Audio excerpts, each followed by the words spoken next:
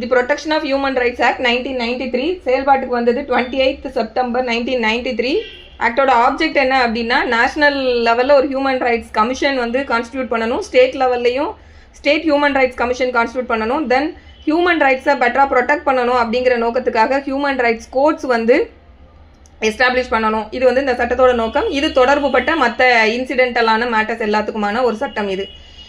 Section 1ல் வந்து ஆக்டோட ஷார்ட் டைட்டில் எக்ஸ்டெண்ட் அண்ட் கமென்ஸ்மெண்ட்டில் சட்டத்தோட பேர் human rights act 1993. Then it extends to whole of India. Then இதோட ஃபோர்ஸுக்கு வந்த டேட்டு 28 செப்டம்பர் 1993 இது சொல்லியிருக்காங்க. தென் டெஃபினிஷனில் ஆர்ம்டு ஃபோர்ஸ்னால் என்னங்கிறது 2 class Aல சொல்லியிருக்காங்க. ஆர்ம்டு ஃபோர்ஸ்ன்னு சொல்லும்போது நம்ம எல்லாத்துக்கும் தெரிஞ்சது தான் நேவல், மிலிட்ரி ஆர் ஏர்ஃபோர்ஸ், இல்லைனா அது இல்லாது மற்ற ஆர்ம்டு ஃபோர்ஸஸ் ஆஃப் யூனியன், இது எல்லாமே யூனியன். தென் சேர்பர்சன் அப்படின்னு சொல்லும்போது இந்த சட்டத்துக்கு கீழே வந்து 2 கமிஷன் கான்ஸ்டியூட் பண்ணுறாங்க. ஒன்று national human rights commission and another one is state human rights commission. So இதில் 2 class Bல சேர்மன் அப்படின்னு சொல்லும்போது இந்த chairperson of the commission and or of the state commission சொல்கிறாங்க. ஸோ கமிஷன்ற வேர்டு எங்கெல்லாம் வருதோ அது எல்லாமே நேஷனல் ஹியூமன் ரைட்ஸ் கமிஷனை வந்து டினோட் பண்ணுது.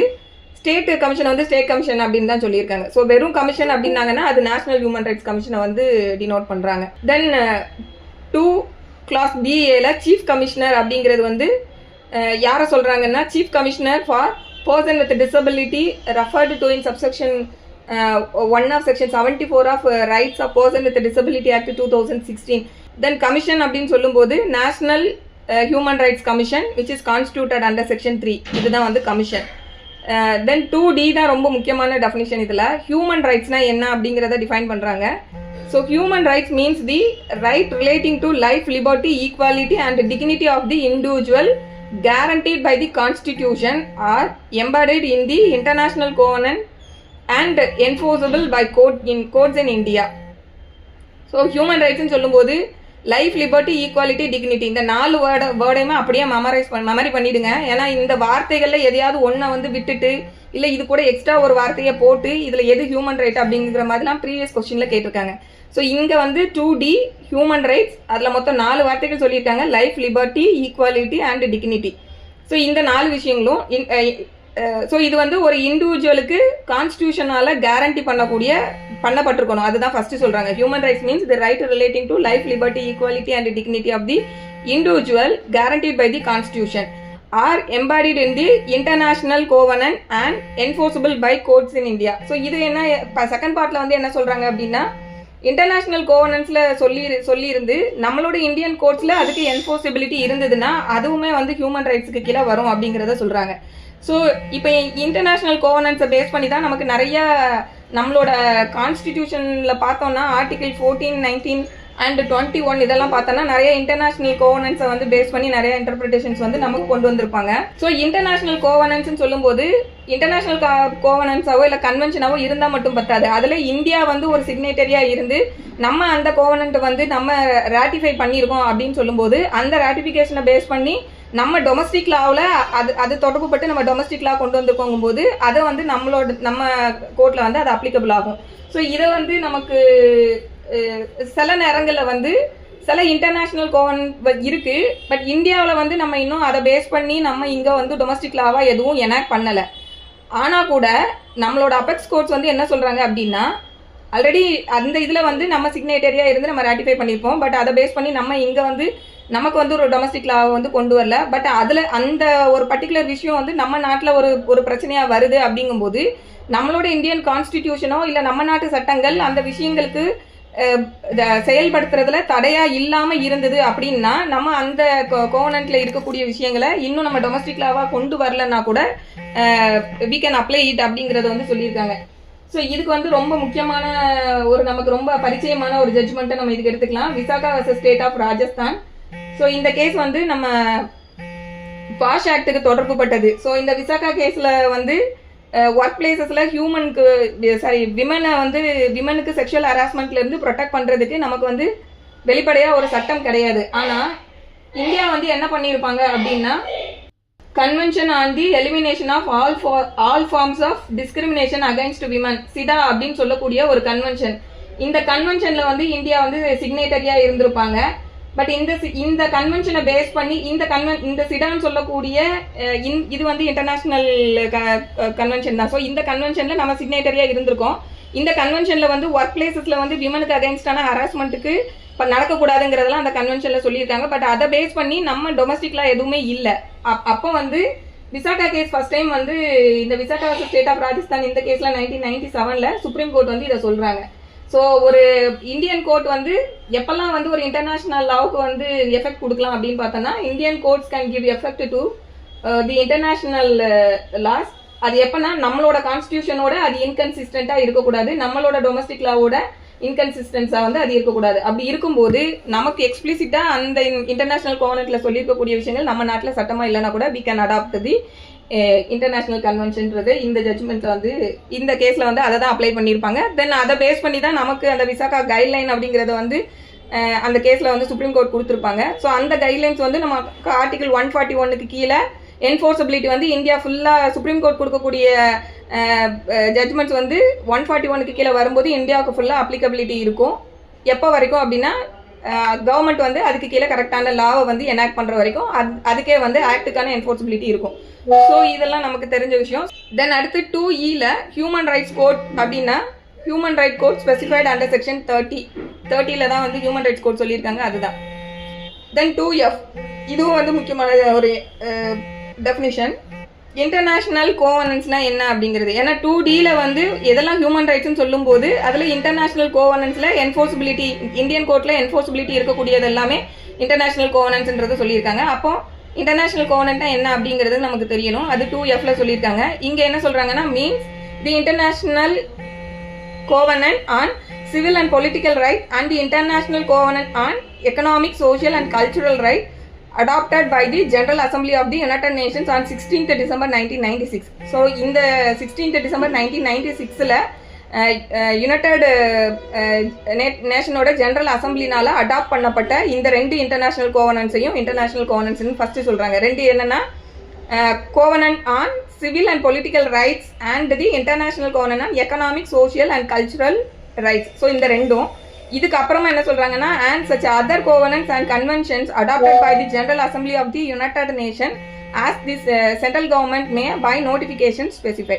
ஸோ இது இல்லாம மற்ற கன்வென்ஷன்ஸ் அண்ட் கோவனன்ஸ்லாம் நம்ம வந்து அடாப்ட் பண்ணி நம்மளோட சென்ட்ரல் கவர்மெண்ட் வந்து அடாப்ட் பண்ணி நோட்டிஃபை பண்ணக்கூடியது எல்லாமே இந்த இதுக்குள்ள கவர் ஆகுன்றதையும் செகண்ட் பார்ட்ல சொல்லியிருக்காங்க. தென் 2Gல மெம்பர் அப்படின்னு சொல்லக்கூடியவங்க யாருன்னா national human rights commission and state human rights commission. இதில் இருக்கக்கூடிய மெம்பர்ஸை தான் மெம்பர் அப்படிங்கிறது 2Gல சொல்லியிருக்காங்க. தென் 2GAல national commission for backward class அப்படின்னு சொல்லக்கூடியது அந்த national commission for backward class constituted under section 3 of national commission for backward class act. So அதுக்கு கீழே கான்ஸ்டியூட் பண்ணக்கூடிய கமிஷன் தான் இந்த நேஷனல் கமிஷன் ஃபார் பேக்வர்ட் கிளாஸ்ன்றது 2GA. தென் 2H வந்து நேஷனல் கமிஷன் ஃபார் மைனாரிட்டிஸ் அப்படின்னு சொல்லக்கூடியது நேஷனல் மைனாரிட்டிஸ் ஃபார் அதாவது மைனாரிட்டிஸ் ஆக்ட் 1992க்கு கீழே செக்ஷன் 3ல கான்ஸ்டியூட் பண்ணக்கூடிய ஒரு கமிஷன், அதுதான் 2H. தென் 2HAல national commission for protection of child right அப்படின்னு சொல்லும்போது section 3 of the protection of civil rights ஆக்டுக்கு கீழே வந்து கான்ஸ்டியூட் பண்ணக்கூடிய கமிஷன் இது. இதெல்லாம் எதுக்காக சொல்லியிருக்காங்கன்னா இவங்க எல்லாருமே மெம்பர்ஸா வந்து நமக்கு நேஷனல் ஹியூமன் ரைட்ஸ் கமிஷன்ல வராங்க, அதனால இவங்க எல்லாத்தையும் இங்க சொல்லியிருக்காங்க. தென் 2Iல national commission for the schedule caste அப்படின்னு சொல்லக்கூடியது நமக்கு ஆர்டிகல் 338 கான்ஸ்டியூஷனுக்கு கீழே வந்து ரெஃபர் பண்ணப்பட்டிருக்க அந்த நேஷனல் கமிஷன். தென் நேஷனல் 2IAல national commission for the scheduled tribes அப்படின்னு சொல்லக்கூடியது கான்ஸ்டியூஷன்ல 338 கேபிட்டல் ஏக்கு கீழே ரெஃபர் பண்ணப்பட்டிருக்க national commission for the scheduled tribes. Then national commission for women அப்படின்னு சொல்லக்கூடியவங்க வந்து நேஷனல் கமிஷன் அது விமன் ஆக்ட் 1990க்கு கீழே செக்ஷன் 3ல கான்ஸ்டியூட் பண்ணப்பட்டிருக்க கமிஷன் இவங்க. தென் நோட்டிஃபைடுன்றது நமக்கு அஃபிஷியல் கெசட்ல பப்ளிஷ் பண்ணக்கூடியது எல்லாமே நோட்டிஃபைடு. ப்ரெஸ்கிரைப்டுன்னு சொல்லக்கூடியது ரூல்ஸ்ல ப்ரெஸ்கிரைப் பண்ணக்கூடியது எல்லாமே. தென் பப்ளிக் சர்வெண்ட்னு சொல்லும்போது நமக்கு இந்தியன் பீனல் கோட்ல செக்ஷன் 21 அதோட கரஸ்பாண்டிங் ப்ரொவிஷன் இப்போ பார்த்துக்கோங்க. தென் ஸ்டேட் கமிஷன் சொல்லக்கூடியது ஸ்டேட் ஹியூமன் ரைட்ஸ் கமிஷன், இது வந்து செக்ஷன் 21க்கு கீழே கான்ஸ்டிடியூட் பண்றாங்க.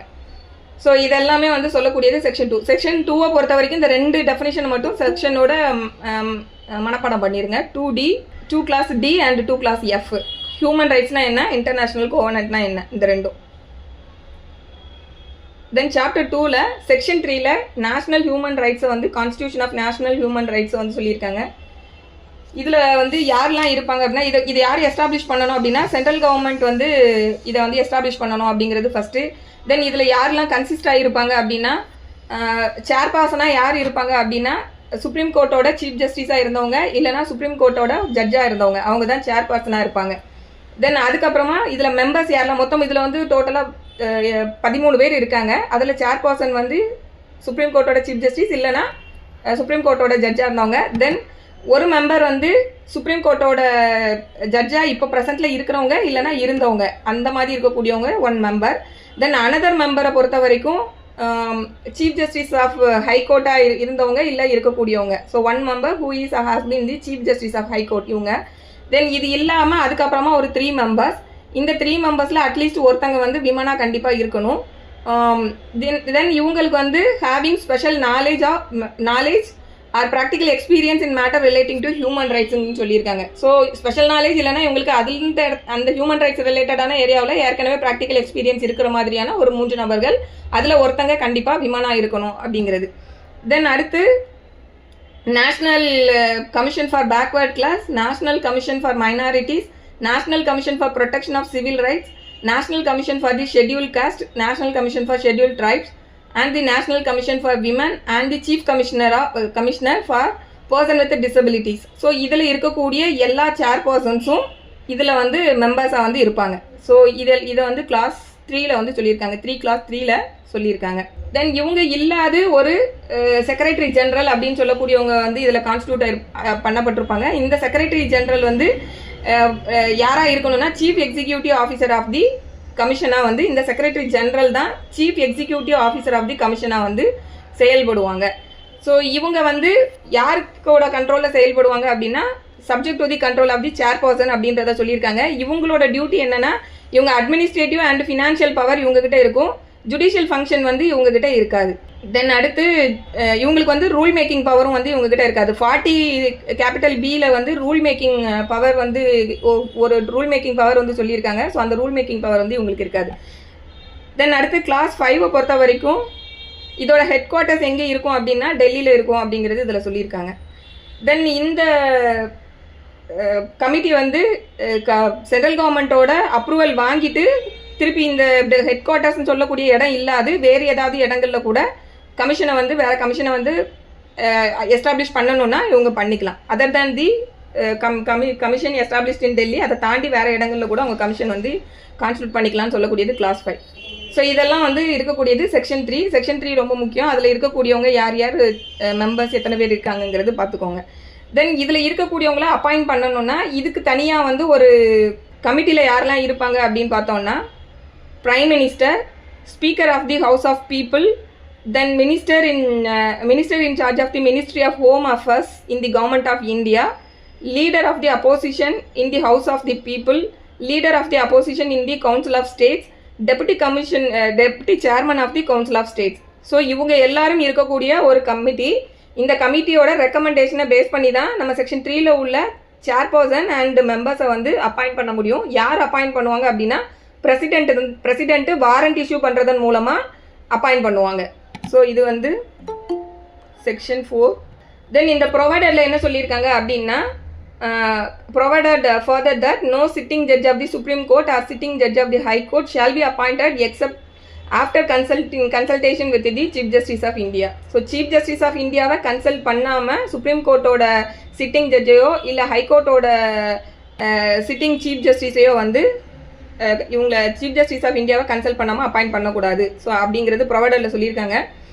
தென் இதில் இருக்கக்கூடிய வேகன்சி இப்போ நம்ம பார்த்த இந்த கான்ஸ்டியூஷன் பண்ண இந்த மெம்பர்ஸில் யாராவது ஒருத்தங்க வேக்கண்டாக இருக்காங்க அப்படின்னா அந்த வேகன்சி வந்து இதில் எடுக்கக்கூடக்கூடிய எந்த விஷயத்தையும் வந்து இன்வாலிடேட் பண்ணாது. Then section 5 resignation and removal of chairperson and மெம்பரை பொறுத்த வரைக்கும் பிரசிடென்ட் ஆஃப் இந்தியா தான் பண்ண முடியும். அது ஃபஸ்ட்டு, ஏன்னா அவங்க தான் அப்பாயிண்ட் பண்ணுறாங்க இவங்கள. என்னென்ன கண்டிஷன்லாம் பண்ணலாம் அப்படின்னா ஃபர்ஸ்ட் வந்து ப்ரூவ்டு மிஸ்காண்டக்ட் அப்படின்றது ஒன்று சொல்கிறாங்க. ப்ரூவ்டு மிஸ்காண்டக்ட் ஆர் இன்கெப்பாசிட்டி அப்படிங்கிறது. ஸோ அந்த ப்ரூவ்டு மிஸ்காண்டக்ட் இல்லை ப்ரூவ்டு மிஸ்பிஹேவியர் ஆர் இன்கெப்பாசிட்டி அப்படின்னு சொல்லும்போது இதை வந்து ஃபஸ்ட்டு பிரசிடென்ட் வந்து சுப்ரீம் கோர்ட்டுக்கு ரெஃபர் பண்ணணும். இதை வந்து என்கொயரி பண்ணுறதுக்காக, இந்த ப்ரூவ்டு மிஸ்பிஹேவியர்னு சொல்கிறாங்க இல்லையா, இதை வந்து என்கொயரி பண்ணுறதுக்காக சுப்ரீம் கோர்ட்டுக்கு இவங்க ரெஃபர் பண்ணி அதில் சுப்ரீம் கோர்ட் என்கொயரியை முடிச்சதுக்கு அப்புறமா சுப்ரீம் கோர்ட்டோட ரிப்போர்ட்டை பேஸ் பண்ணி அவங்க சுப்ரீம் கோர்ட் ஆமாம் இவங்களை ரிமூவ் பண்ணணுன்ற மாதிரி ரிப்போர்ட் கொடுத்தாங்கன்னா தென் பிரசிடென்ட் வந்து இவங்களை ரிமூவ் பண்ண முடியும். இதுதான் வந்து ஃபஸ்ட்டு சொல்கிறாங்க. தென் இது வந்து ஒரு மெத்தடு. இது இல்லாமல் இன்னும் ஜென்ரலாக வேறு என்ன கிரவுண்ட்ஸ்லலாம் இவங்களை வந்து ரிமூவ் பண்ண முடியும் அப்படின்னு பார்த்தோம்னா, இந்த சேர்பர்சன் இல்லைன்னா மெம்பரை பொறுத்த வரைக்கும் இன்சால்வெண்ட் அப்படின்னு சொல்லி அட்ஜட்ஜ் பண்ணப்பட்டிருக்காங்க அப்படின்னா, தென் இவங்களோட during the course of employment இந்த இதில் வந்து இவங்க என்கேஜ் ஆகிருக்கக்கூடிய அந்த டைமில் வேறு ஏதாவது ஒரு எம்ப்ளாய்மெண்ட்டில் வந்து அவங்க என்கேஜ் ஆகுறாங்க அப்படின்னா, பெய்டு எம்ப்ளாய்மெண்ட்டில் என்கேஜ் ஆகுறாங்கன்னா அது ஒரு ground. Then unfit to continue in office by reason of infirmity of mind or body, அவங்களோட உடல்நிலையோ இல்லை மனதளவுலையோ வந்து அந்த பொசிஷனுக்கு அவங்க அன்ஃபிட் ஆகுறாங்க அப்படின்னா அந்த கிரவுண்டில் ரிமூவ் பண்ண முடியும். தென் அன்சவுண்ட் மைண்டாக ஆகிட்டாங்க, அது அன்சவுண்ட் மைண்டுன்னு சொல்லும்போது it should be declared by a competent court, அந்த மாதிரி இருக்கும்போது that also a ground. Then conviction and sentence to imprisonment for an offense which is in the opinion of the president involves moral turpitude. So ஒரு அஃபென்ஸுக்கு வந்து convict பண்ணப்பட்டு sentence பண்ணப்பட்டிருக்காங்க. அந்த அஃபென்ஸோட nature என்னென்னா பிரசிடென்ட்டோட opinion படி அது moral டர்பிட்யூடு அப்படின்ற மாதிரி இருந்ததுன்னா அதுவும் இருக்கும். ஸோ மாரல் டர்பிட்யூட்னா நம்ம ரிப்பீட்டடாக பார்க்கக்கூடியது சொசைட்டியோட மைண்டை வந்து அஃபெக்ட் பண்ணுற மாதிரியான கொஞ்சம் நேச்சரில் இருக்கக்கூடியது. ரொம்ப மைனரான விஷயங்கள்லாம் வந்து இந்த மாரல் டர்பிட்யூடுல வராது. உதாரணத்துக்கு 138 கன்விக்ட் ஆனதெல்லாம் வந்து இந்த moral 138 of NI act. So அதில் கன்விக்ட் ஆனவங்கலாம் வந்து இந்த மாரல் டர்பிட்யூட் அஃபென்ஸ்ன்றதுக்கு கீழே அட்ராக்ட் ஆக மாட்டாங்க. ஸோ இது எல்லாமே வந்து செக்ஷன் 5ல் வந்து சொல்லியிருக்காங்க. தென் செக்ஷன் 6ல் term of office of chairperson and மெம்பரை பொறுத்த வரைக்கும் 3 years வரைக்கும் இவங்களோட டேர்ம் இருக்கும். அப்படி இல்லாட்டி அவங்களோட ஏஜ் வந்து 70 years அட்டைன் பண்ணுற வரைக்கும் அவங்களோட ஆஃபீஸ் வந்து அவங்க ஹோல்ட் பண்ண முடியும். விச்சவர் இஸ் ஏர்லியர்னு சொல்கிறாங்க. ஸோ 3 வருஷம் சப்ஜெக்ட் டு 70 years ஏஜ். 3 வருஷத்துக்குள்ளேயே அவங்க 70 வயசு அட்டைன் பண்ணிட்டாங்கன்னா அப்போவே வந்து அவங்களோட ஆஃபீஸ் வந்து சீஸ் ஆகிடும்ன்றது. தென் ரீஅப்பாயின்மெண்ட்டுக்கு எலிஜிபிலிட்டி இருக்குது, பட் அதுவுமே கண்டிஷன் டு 70 years ஏஜுங்கிறது தான். ஸோ ரீஅப்பாயின்மெண்ட்டுக்கு வந்து இன்னும் 70 வயசு ஆகலை அப்படின்னா திருப்பியும் அந்த ஏஜுக்குள்ளே இருக்காங்கன்னா ரீஅப்பாயின்மெண்ட்டும் பாசிபிள். இதுதான் வந்து செக்ஷன் 6ல் வந்து சொல்லியிருக்காங்க. இது வந்து சேர்பர்சனுக்கு. தென் அதே போல தான் மெம்பருக்கும் அதே தான் 3 years and they're eligible for reappointment அப்படிங்கிறது. தென் கிளாஸ் 3 பொறுத்த வரைக்கும் இவங்க ஏற்கனவே ஒரு முறை இந்த நேஷ்னல் ஹியூமன் ரைட்ஸ் கமிஷனில் வந்து சேர்பர்சனாவோ இல்லை மெம்பராவோ ஆல்ரெடி அப்பாயிண்ட் பண்ணப்பட்டு அதிலிருந்து அதுக்கு இந்த போஸ்டிங்கை வகித்தவர்கள் திருப்பி வேறு எந்த விதமான கவர்மெண்ட் ஜாப்லேயும் வந்து அவங்க திருப்பி பிளேஸ்மெண்ட் பண்ண முடியாது, பண்ணக்கூடாதுன்னு சொல்லக்கூடியது சப் கிளாஸ் 3ல் வந்து சொல்லியிருக்காங்க.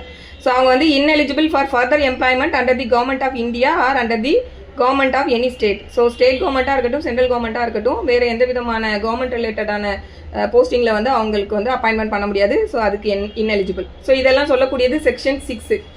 தென் செக்ஷன் 7 பொறுத்த வரைக்கும் member to act as chairperson or to discharge his function in certain சர்க்கம்ஸ்டான்சஸில் வேறு ஒன்றுமே இல்லை. சேர்பர்சன் இல்லாத போது மெம்பர் வந்து ஏதாவது ஒரு மெம்பரை பிரசிடென்ட் வந்து நோட்டிஃபிகேஷன் மூலமாக சேர்பர்சனாகவும் ஃபங்க்ஷன் ஆகுறதுக்கு அவங்க ஆத்தரைஸ் பண்ணுறாங்கன்னா அந்த இடத்துல அவங்க வந்து சேர்பர்சனாக வந்து செயல்பட முடியும். இதுதான் செக்ஷன் 7. தென் செக்ஷன் 8 பொறுத்த வரைக்கும் terms and conditions of service of chairperson and மெம்பரை பொறுத்த வரைக்கும் ரூல்ஸில் என்ன ப்ரெஸ்கிரைப் பண்ணி கொடுத்துருக்காங்களோ அது அப்ளிகபிள் ஆகும். ஸோ இந்த வேகமாக போகிறதுலாம் எக்ஸாம் பாயிண்ட் ஆஃப் வியூக்கு வந்து உங்களுக்கு தேவையில்லை. ஸோ அதில் ரொம்ப நீங்கள் ஸ்டிக்கான் ஆகணுன்றது அவசியம் இல்லை. தென் செக்ஷன் 9 என்ன இருக்குது அப்படின்றது மட்டும் அது ஜஸ்ட் நீங்கள் தெரிஞ்சுக்கிட்டீங்கன்னா போதும். அதனால் இந்த இடத்துக்குலாம் அவ்வளோ இம்பார்ட்டன்ஸ் கொடுக்கணும்னு அவசியம் இல்லை. தென் செக்ஷன் 9 பொறுத்த வரைக்கும் vacancies etcetera not to invalidate the proceedings of the commission சொல்லக்கூடியது. மேலே கான்ஸ்டியூஷனில் இருக்கக்கூடிய ஏதாவது இதில் வந்து வேகன்சிஸ் இருந்ததுன்னும் போது அது அந்த கமிஷனால் எடுக்கப்பட்ட முடிவுகள் வந்து அந்த வேகன்சிஸ்னால அஃபெக்ட் பண்ணப்படாது அப்படின்றது செக்ஷன் 9. தென் செக்ஷன் 10 வந்து procedure to be regulated by the commission. Commission வந்து அவங்களோட ப்ரொசீஜரை அவங்களே வந்து ரெகுலேட் பண்ணிக்கிறதுக்கான பவர் வந்து அவங்களுக்கு இருக்குது. அவங்களோட ஓன் ப்ரொசீஜரை தே கேன் ரெகுலேட் அப்படிங்கிறது. தென் அவங்க எப்போ வந்து மீட் பண்ணணும், எங்கே செயல்படணுன்றதெல்லாம் தே கேன் டிசைட் அப்படிங்கிறதெல்லாம் இதில் சொல்லியிருக்காங்க. தென் கமிஷனோட ஆர்டர்ஸ் அண்ட் டெசிஷன்ஸ் எல்லாமே வந்து it should be authenticated by the secretary general. அவங்க தான் வந்து ஆத்தென்டிகேட் பண்ண வேண்டிய நபராக இருக்காங்க. ஆர்டர்ஸ் அண்ட் டெசிஷன்ஸ் எல்லாமே இவங்க பேரில் தான் இருக்கணும். தென் அடுத்து section 11 officers and other staffs of the கமிஷனை பொறுத்த வரைக்கும் இந்த சென்ட்ரல் கவர்மெண்ட் வந்து shall make available to the commission யாரெல்லாம் அப்படின்னு பார்த்தோம்னா an officer of the rank of secretary to the government of India who shall be the secretary general of the commission. Officer of the rank of the secretary to the government of India வந்து secretary ஜெனரலாக வந்து இதுக்கு வராங்க. அடுத்து அது நம்ம மேலே ஏற்கனவே செக்ஷன் 3ல கான்ஸ்டியூஷனில் பார்த்துருப்போம். அதில் அவங்கள மென்ஷன் பண்ணியிருப்பாங்களே அதே அந்த சேம் பர்சன் தான் இங்கே. தென் கிளாஸ் பியில் வந்து such police and investigative staff under an officer not below the rank of director general of police ன்னு சொல்கிறாங்க. ஸோ இது ஏன் அப்படின்னா இந்த கமிஷன் பொறுத்த வரைக்கும் இவங்க ஹியூமன் ரைட்ஸ் எங்கேயாவது நடக்குது அப்படிங்கிற பட்சத்தில் அதை இன்வெஸ்டிகேட் பண்ணக்கூடிய அத்தாரிட்டியாகவும் இவங்க வராங்க. அப்படிங்கும்போது ஆப்வியஸாக இவங்களுக்கு இன்வெஸ்டிகேட் பண்ணுறதுக்கு அதுக்கு தேவைப்படக்கூடிய அந்த போலீஸ் ஃபோர்ஸ் இதெல்லாம் தேவைப்படும். ஸோ அதனால் சென்ட்ரல் கவர்மெண்ட் வந்து இவங்களெல்லாம் வந்து அவைலபிளாக மேக் பண்ணணுன்றதை இதில் சொல்லிட்டு வராங்க. So police and investigative staffs இதை பொறுத்த வரைக்கும் officer not below the rank of director general of police அப்படிங்கிறது. தென் இவங்க இல்லாது வேறு ஏதாவது வந்து டெக்னிக்கலாக இல்லை சயின்டிஃபிக் ஸ்டாஃப்ஸு இந்த மாதிரி அட்மினிஸ்ட்ரேட்டிவ் ஸ்டாஃப்ஸ் தேவைப்படுறாங்கன்னா அவங்களையும் வந்து கமிஷன் அப்பாயின்ட் பண்ண முடியும். ஸோ இதெல்லாம் வந்து சென்ட்ரல் கவர்மெண்ட் வந்து அவங்களையும் அப்பாயின்ட் பண்ணி கொடுக்க முடியும். இதெல்லாம் சொல்லக்கூடியது செக்ஷன் 11. தென் அடுத்து வந்து செக்ஷன் 12 ரொம்ப முக்கியமானது. இதில் வந்து functions and powers of the commission. Section 3ல வந்து கமிஷனை கான்ஸ்டிடியூட் பண்ணுறாங்க. செக்ஷன் 4ல் வந்து இருக்கக்கூடிய கமிட்டி தான் அந்த நேஷனல் கமிஷனுக்கு வந்து யாரெல்லாம் வந்து அப்பாயிண்ட் பண்ணணுன்றதை ரெக்கமெண்ட் பண்ணக்கூடியவங்க யாருங்கிறது செக்ஷன் 4ல சொல்லியிருக்காங்க. இப்போ செக்ஷன் 3ல இருக்கக்கூடிய கமிஷனோட ஃபங்க்ஷன்ஸ் என்ன அப்படிங்கிறது செக்ஷன் 12ல. ஸோ என்னென்ன ஃபங்க்ஷன்ஸ் அப்படின்னு சொல்லும்போது இவங்க எப்படிலாம் முதல்ல வந்து கம்ப்ளைண்ட்டை எடுக்க முடியும், என்கொயரி பண்ணுறது ஃபஸ்ட்டு ஃபங்க்ஷன் இவங்களோடது. இந்த நேஷனல் கமிஷனுக்கு ஃபஸ்ட்டு ஃபங்க்ஷன் என்னென்னா என்கொயரி பண்ணலாம். அது எப்படிலான சூமோட்டோவும் அவங்க வந்து என்கொயரி பண்ணலாம். இல்லைனா ஏதாவது ஒரு பர்சன் வந்து இந்த பெட்டிஷன் அவங்கக்கிட்ட வருது அப்படிங்கும்போதும் ஸோ அது வந்து விக்டிம் கொடுத்த பெட்டிஷனாக இருக்கலாம். அப்படி இல்லாட்டி வேறு நபர்கள் கொடுத்த விக்டிம் சார்பாக வேறு யாராவது கொடுத்த பெட்டிஷனுக்கு மேலே அவங்க என்கொயரி கண்டக்ட் பண்ணலாம். அப்படி இல்லாட்டி on a direction or order of a கோர்ட்டுன்னு சொல்கிறாங்க. ஸோ கோர்ட்டோட ஆர்டருக்கு கீழே இல்லை கோர்ட்டோட டைரக்ஷனுக்கு கீழே வந்து அவங்க என்கொயரி பண்ணலாம். So 3 method. ஒன்று சூமோட்டோ, இன்னொன்று on petition by the victim or any other person on his பிகாஃப், அடுத்தது வந்து on a direction or order of a court. So இந்த 3 விஷயங்கள் சொல்லியிருக்காங்க. இந்த 3 மெத்தடில் வந்து அவங்க எதுலனாலும் என்கொயரி பண்ணலாம். தென் எதை பற்றி இவங்க என்கொயரி பண்ணணும் அப்படின்னா violation of human rights or abetment thereof. So ஒன்று டேரெக்டாகவே வந்து ஹியூமன் ரைட்ஸ் வயலேஷன் இருக்குது, இல்லைனா யாராவது ஹியூமன் ரைட்ஸ் வயலேஷனை வந்து அபேட் பண்ணியிருக்காங்க அப்படின்னா அது தொடர்பு பட்டு. இன்னொன்று என்ன சொல்கிறாங்கன்னா negligence in the prevention of such violation. So இப்போ நிறைய இடங்களில் வந்து பவுண்ட் அண்ட் டியூட்டியை வந்து நிறைய இடங்களில் ஒரு சிலருக்கு சொல்லிக்கிட்டே வருவாங்க. இப்போ இந்த சட்டத்தை பொறுத்த வரைக்கும் இது யாருக்கு அப்ளிகபிள் ஆகும் அப்படின்னா கவர்மெண்ட் வந்து பிரைவேட் இண்டிவிஜுவலோட ரைட்ஸை வந்து வயலேட் பண்ணும்போது தான் இந்த ஆக்ட் வந்து முதல்ல அப்ளிகபிலிட்டி வரும். 2 இண்டிவிஜுவல் பர்சனுக்கு நடுவில் நடக்கக்கூடிய பிரச்சனைகளுக்கு வந்து நம்ம ஹியூமன் ரைட்ஸுக்கு வந்து போக முடியாது. ஸோ இப்போ கவர்மெண்ட்டுன்னு சொல்லும்போது உதாரணத்துக்கு அதில் இப்போ போலீஸ் அஃபீஷியல்ஸ் எடுத்துக்கிட்டோம் அப்படின்னா அவங்க வந்து ஒரு இடத்துல ஒரு வயலேஷனை வந்து தடுக்க வேண்டிய ஒரு இடத்துல அவங்க இருக்காங்க. பட் அவங்க அந்த இடத்துல நெக்லிஜென்ட்டாக இருக்காங்க அப்படின்ற பட்சத்தில் அதையுமே வந்து இவங்க என்கொயரி பண்ண முடியும். அதுதான் negligence in prevention of such violation சொல்லக்கூடியது ஹியூமன் ரைட்ஸ் வயலேஷன் இங்கே சொல்கிறாங்க. தென் அவங்க மேலே அதையும் வந்து என்கொயரி பண்ண முடியும். இதெல்லாம் சொல்லக்கூடியது செக்ஷன் 12ல் கிளாஸ் ஏ. தென் கிளாஸ் பியில் இப்போ நம்ம இவங்களோட ஃபங்க்ஷன்ஸ் என்னன்றதை பார்த்துட்டு வரோம். Then class B la intervene in any proceeding involving any allegation of violation of human rights pending before a court with the approval of such court அப்படிங்காங்க. ஸோ கோர்ட்டில் வந்து ஏற்கனவே ஒரு ஹியூமன் ரைட்ஸ் வயலேஷன் தொடர்பு பட்டு ஒரு விஷயம் பெண்டிங்கில் இருக்குது, அதில் போய் இவங்க இன்டர்வென் பண்ண முடியும்.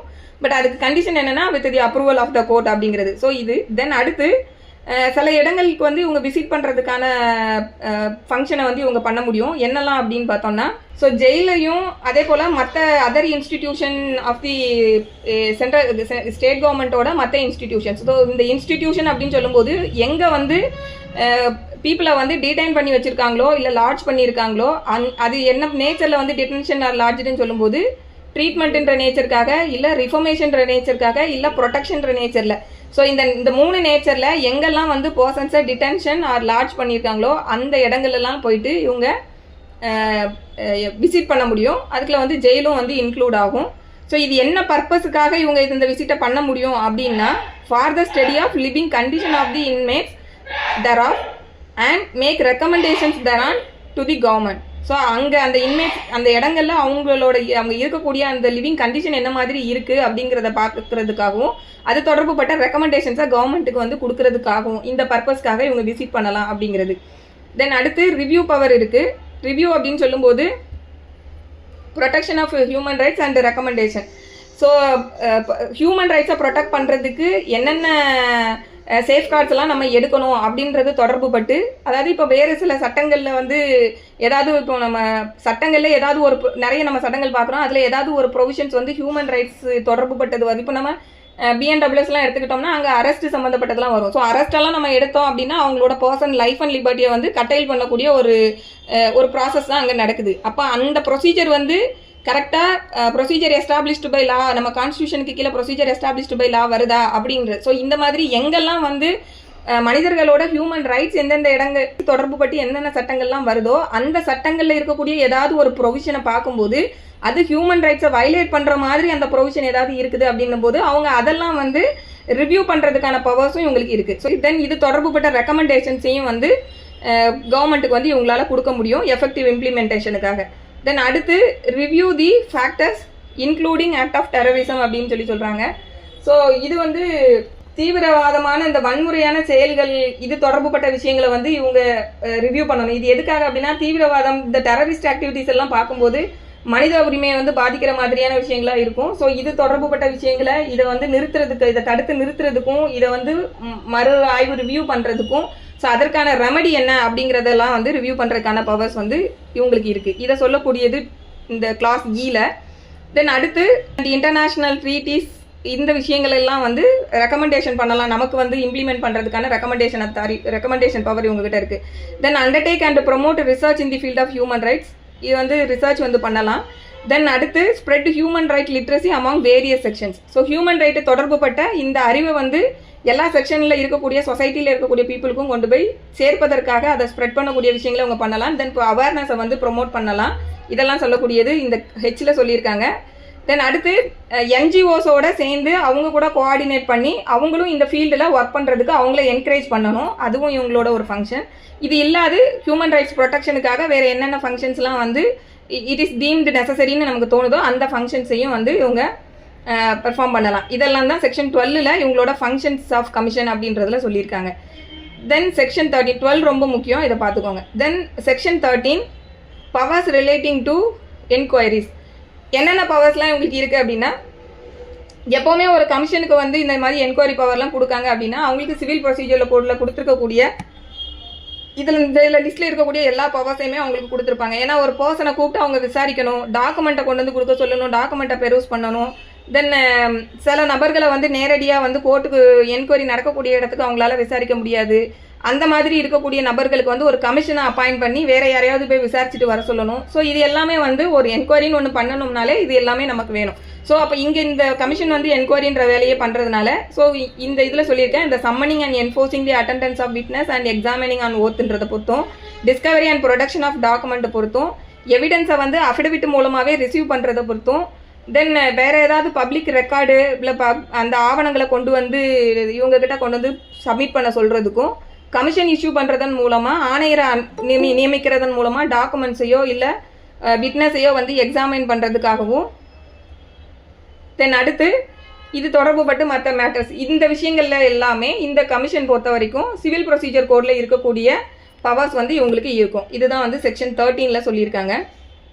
இப்போ இவங்க இந்த சிவில் ப்ரொசீஜர் கோடில் இருக்கக்கூடிய இந்த பவர்ஸ் வந்து இவங்களுக்கு இருக்குது, எக்ஸசைஸ் பண்ணுறாங்க அப்படின்னு சொல்லும்போது கிளாஸ் 2ல் என்ன சொல்கிறாங்க அப்படின்னா, த commission shawl have the power to require any person subject to any privilege which may be claimed by that person under any law for the time being in force to furnish information on such points or matters as in the opinion of the commission may be useful for or relevant to the subject matter of the inquiry, and any person so required shall be deemed to be legally bound to furnish such information within the meaning of section 176 and 177 of ஐபிசின்னு சொல்கிறாங்க.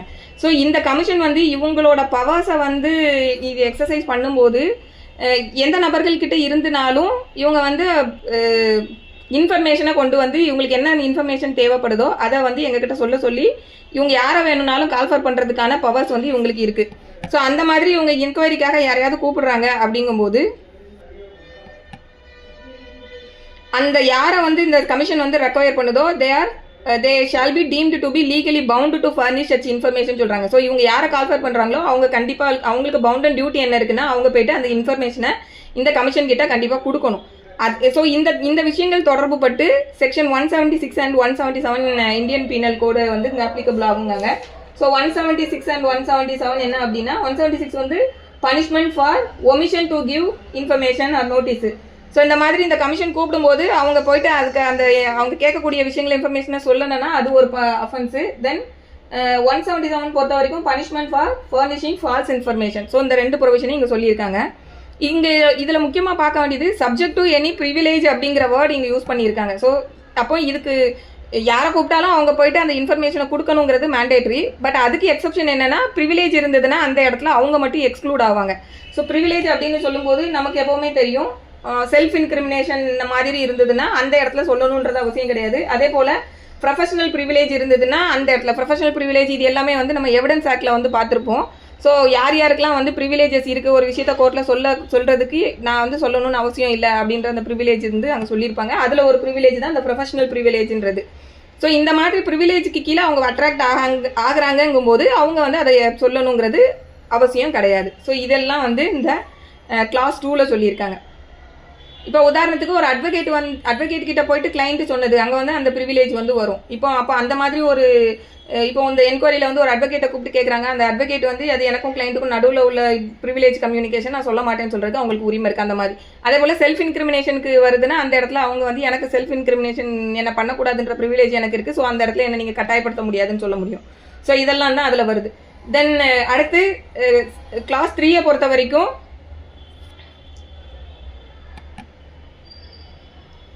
இவங்க வந்து எந்த இடங்கள்லனாலும் உள்ளே போயிட்டு document இதெல்லாம் வந்து cheese பண்ணுறதுக்கும் வந்து பவர்ஸ் இருக்குது. அதை தான் வந்து கிளாஸ் 3ல் சொல்லியிருக்காங்க. ஸோ இந்த கமிஷன் ஆர் எனி அதர் ஆஃபீஸர்னு சொல்லும்போது கமிஷன் அந்த எனி அதர் ஆஃபீஸர்னு சொல்லும்போது not below the rank of gazetted officer specially authorised in this because by the commission அப்படிங்கிறத சொல்லியிருக்காங்க. ஸோ ஒரு ஆஃபீஸரை வந்து ஏற்கனவே அப்பாயிண்ட் பண்ணி அவர் not below the rank of gazetted ஆஃபீஸர்ன்றதுக்கு கீழே இருக்கக்கூடிய நபராக இருக்காங்க. அப்படிங்கும்போது அவங்க எந்த பிளேஸ்லனாலும் உள்ள நுழைஞ்சி அவங்களுக்கு வந்து ரீசன் டு பிலீவ் இருக்கணும். இந்த இடத்துல வந்து இந்த பர்டிகுலர் சப்ஜெக்ட் மேட்டர் தொடர்புபட்ட விஷயங்கள் இருக்குது அப்படிங்கிற மாதிரி இருந்ததுன்னா அவங்க அந்த இடத்துல போயிட்டு நுழையலாம். அங்கே ஏதாவது டாக்குமெண்ட்ஸோ இல்லை ஏதோ அந்த என்கொயரி தொடர்புபட்ட விஷயங்கள் அவங்க கண்டுபிடிக்கிறாங்கன்னா they can seize the document அப்படிங்கிறது. Then they can take the extract or copies அப்படிங்கிறதையும் சொல்கிறாங்க. ஸோ சீஸ் பண்ணலாம், அதில் இருக்கக்கூடிய விஷயங்களை வந்து காப்பி பண்ணிக்கலாம் அப்படிங்கிறது எல்லாம் இந்த கிளாஸ் 3ல் வந்து சொல்லியிருக்காங்க. தென் இந்த விஷயங்களெல்லாம் பண்ணும்போது செக்ஷன் 100 சிஆர்பிசியை வந்து ஃபாலோ பண்ணணும். தென் செக்ஷன் 4 பொறுத்த வரைக்கும் இந்த கமிஷன் வந்து deemed to be a civil court அப்படிங்கிறது இதில் சொல்லியிருக்காங்க. ஸோ எந்த பர்பஸ்க்காக அப்படின்னா நமக்கு ஐபிசியில் 175, 178, 179, 180, 228 இந்த ப்ரொவிஷன்ஸ் எல்லாம் பொறுத்த வரைக்கும் இவங்க டீம்டு சிவில் கோர்ட் அப்படிங்கிறது. ஸோ டீம்டு சிவில் கோர்ட் அப்படின்னு சொல்லும்போது இந்த கோர்ட்டில் வந்து ஏதாவது வந்து அவங்க ஒரு ஃபால்ஸான ஒரு டாக்குமெண்ட்டை வந்து கோர்ட்டில் ப்ரொடியூஸ் பண்ணியிருக்காங்கும் போது அந்த இடத்துல இந்த கோர்ட்டே வந்து ஒரு சிவில் கோர்ட்டுங்கிற மாதிரி டீம் பண்ணப்படுறதுனால அவங்க அது தொடர்புபட்ட விஷயங்களை கன்சர்ன் கோர்ட்டுக்கு வந்து ஜூடிஸ்டிக்ஷனல் மேஜிஸ்ட்ரேட்டுக்கு வந்து கம்ப்ளைண்ட்டை வந்து இந்த கோர்ட்டே அங்கே இவங்க மேலே நடவடிக்கை எடுங்கன்னு சொல்லி அனுப்ப முடியும்.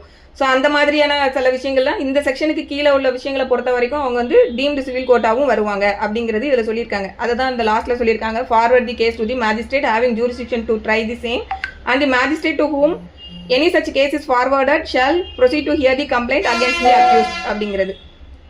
தென் அடுத்து இந்த கமிஷனுக்கு கீழே நடக்கக்கூடிய எல்லா ப்ரொசீடிங்ஸுமே வந்துட்டு deemed to be a judicial proceeding அப்படிங்கிறது. ஸோ இது வந்து 193 and 228 and 196 இந்த ப்ரொவிஷன்ஸை பொறுத்த வரைக்கும் இது வந்து டீம்டு ஜுடிஷியல் ப்ரொசீடிங்காக கருதப்படும். தென் இந்த கமிஷனுக்கு வந்து இன்னொரு பவர் என்ன இருக்குன்னா இவங்க வந்து ட்ரான்ஸ்ஃபர் பண்ணவும் முடியும். அவங்ககிட்ட இருக்கக்கூடிய இன்வெஸ்டிகேஷனை கம்ப்ளைண்ட்டை வந்து இன்னொரு ஸ்டேட் கமிஷனுக்கு வந்து they can competent to transfer அப்படிங்கிறது இந்த கிளாஸ் 6ல் வந்து சொல்லியிருக்காங்க. இது எதுக்காக அப்படின்னா ஃபார் த பர்பஸ் ஆஃப் எக்ஸ்பீரியண்ட்டாக அதை டிஸ்போஸ் பண்ணணும், அந்த பர்பஸுக்காக அவங்க வந்து அதை ட்ரான்ஸ்ஃபர் பண்ண முடியும். தென் இந்த மாதிரி அவங்க ட்ரான்ஸ்ஃபர் பண்ணணும் அப்படின்னா ஏன்னா இன்னொரு ஸ்டேட் கமிஷனுக்கு அவங்க ட்ரான்ஸ்ஃபர் பண்ணுறாங்க அப்படின்னு சொல்லும்போது எந்த ஸ்டேட் கமிஷனுக்கு வந்து அவங்க ட்ரான்ஸ்ஃபர் பண்ணுறாங்களோ அந்த ஸ்டேட் கமிஷனுக்கு அதை ட்ரை பண்ணுறதுக்கான காம்பிடன்சி இருக்கணும்.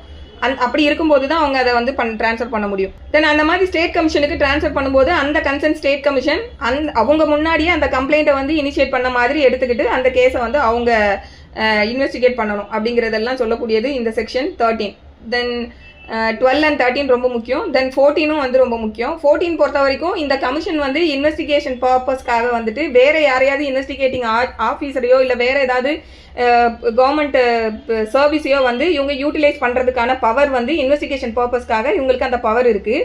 அது வந்து சென்ட்ரல் கவர்மெண்ட்டில் இருக்கக்கூடிய இன்வெஸ்டிகேட்டிங் ஏஜென்சியாக இருக்கலாம், இல்லை ஸ்டேட் கவர்மெண்ட்டில் இருக்கக்கூடிய ஏஜென்சியாக இருக்கலாம். ஸோ அந்த மாதிரி அவங்களோட அவங்கள யூட்டிலைஸ் பண்ணுறதுக்கான அத்தாரிட்டி உங்களுக்கு இருக்குது. ஸோ அந்த மாதிரி இவங்க வேற ஒரு இன்வெஸ்டிகேட்டிங் ஏஜென்சி கிட்ட போயிட்டு இவங்க அந்த இன்வெஸ்டிகேஷன் பண்ண சொல்லி கேட்குறாங்க. அப்படிங்கும்போது இவங்க எந்த இன்வெஸ்டிகேட்டிங் யார் அந்த இன்வெஸ்டிகேஷனை பண்ண போகிறாங்களோ அவங்களுக்கும் இந்த பவர்ஸ் எல்லாமே இருக்குது. என்ன பவர்ஸ் அப்படின்னு பார்த்தோம்னா, இந்த summon and enforce the attendance of person and requiring the discovery and production of documents and requisiting any public record or copy. So இதெல்லாமே அந்த இன்வெஸ்டிகேட்டிங் அத்தாரிட்டிக்கும் இன்வெஸ்டிகேட் பண்ணக்கூடிய பர்சன்ஸுக்கும் இந்த பவர்ஸ் எல்லாமே இருக்குன்னு சொல்லக்கூடியது இந்த செக்ஷன் 14 கிளாஸ் 2 வந்து சொல்லியிருக்காங்க. தென் subclass 3 the provision of section 13 shall apply in relation to any statement made by a person before any officer or agency whose service are utilized under subsection 1 as they apply in relation to any statement made by a person in the course of giving evidence before the commission சொல்றாங்க. So இந்த இடத்துல section 15 வந்து இந்த section 14க்கு கீழே வந்து statement யார் கொடுக்குறாங்களோ அந்த நபரை பொறுத்த வரைக்கும் செக்ஷன் 15ல சொல்லிக்கக்கூடிய விஷயங்கள் இந்த இடத்துலையும் அப்ளை ஆகும்னு சொல்றாங்க. ஸோ செக்ஷன் 15ல என்ன சொல்லியிருக்காங்க அப்படின்னா, no statement made by a person in the course of giving evidence before the commission shall subject him to or be used against him in any civil or criminal proceeding except a prosecution for giving false evidence by such statement அப்படின்னு சொல்கிறாங்க. இப்போ இந்த commission வந்து இல்லை வேறு ஏதாவது investigating agency வந்து ஒரு இன்வெஸ்டிகேஷனை பண்ணுறாங்க அப்படிங்கும்போது அதற்கு முன்னாடி கொடுக்கக்கூடிய நபர்களோட ஸ்டேட்மெண்ட்டை பொறுத்த வரைக்கும் இவங்க வந்து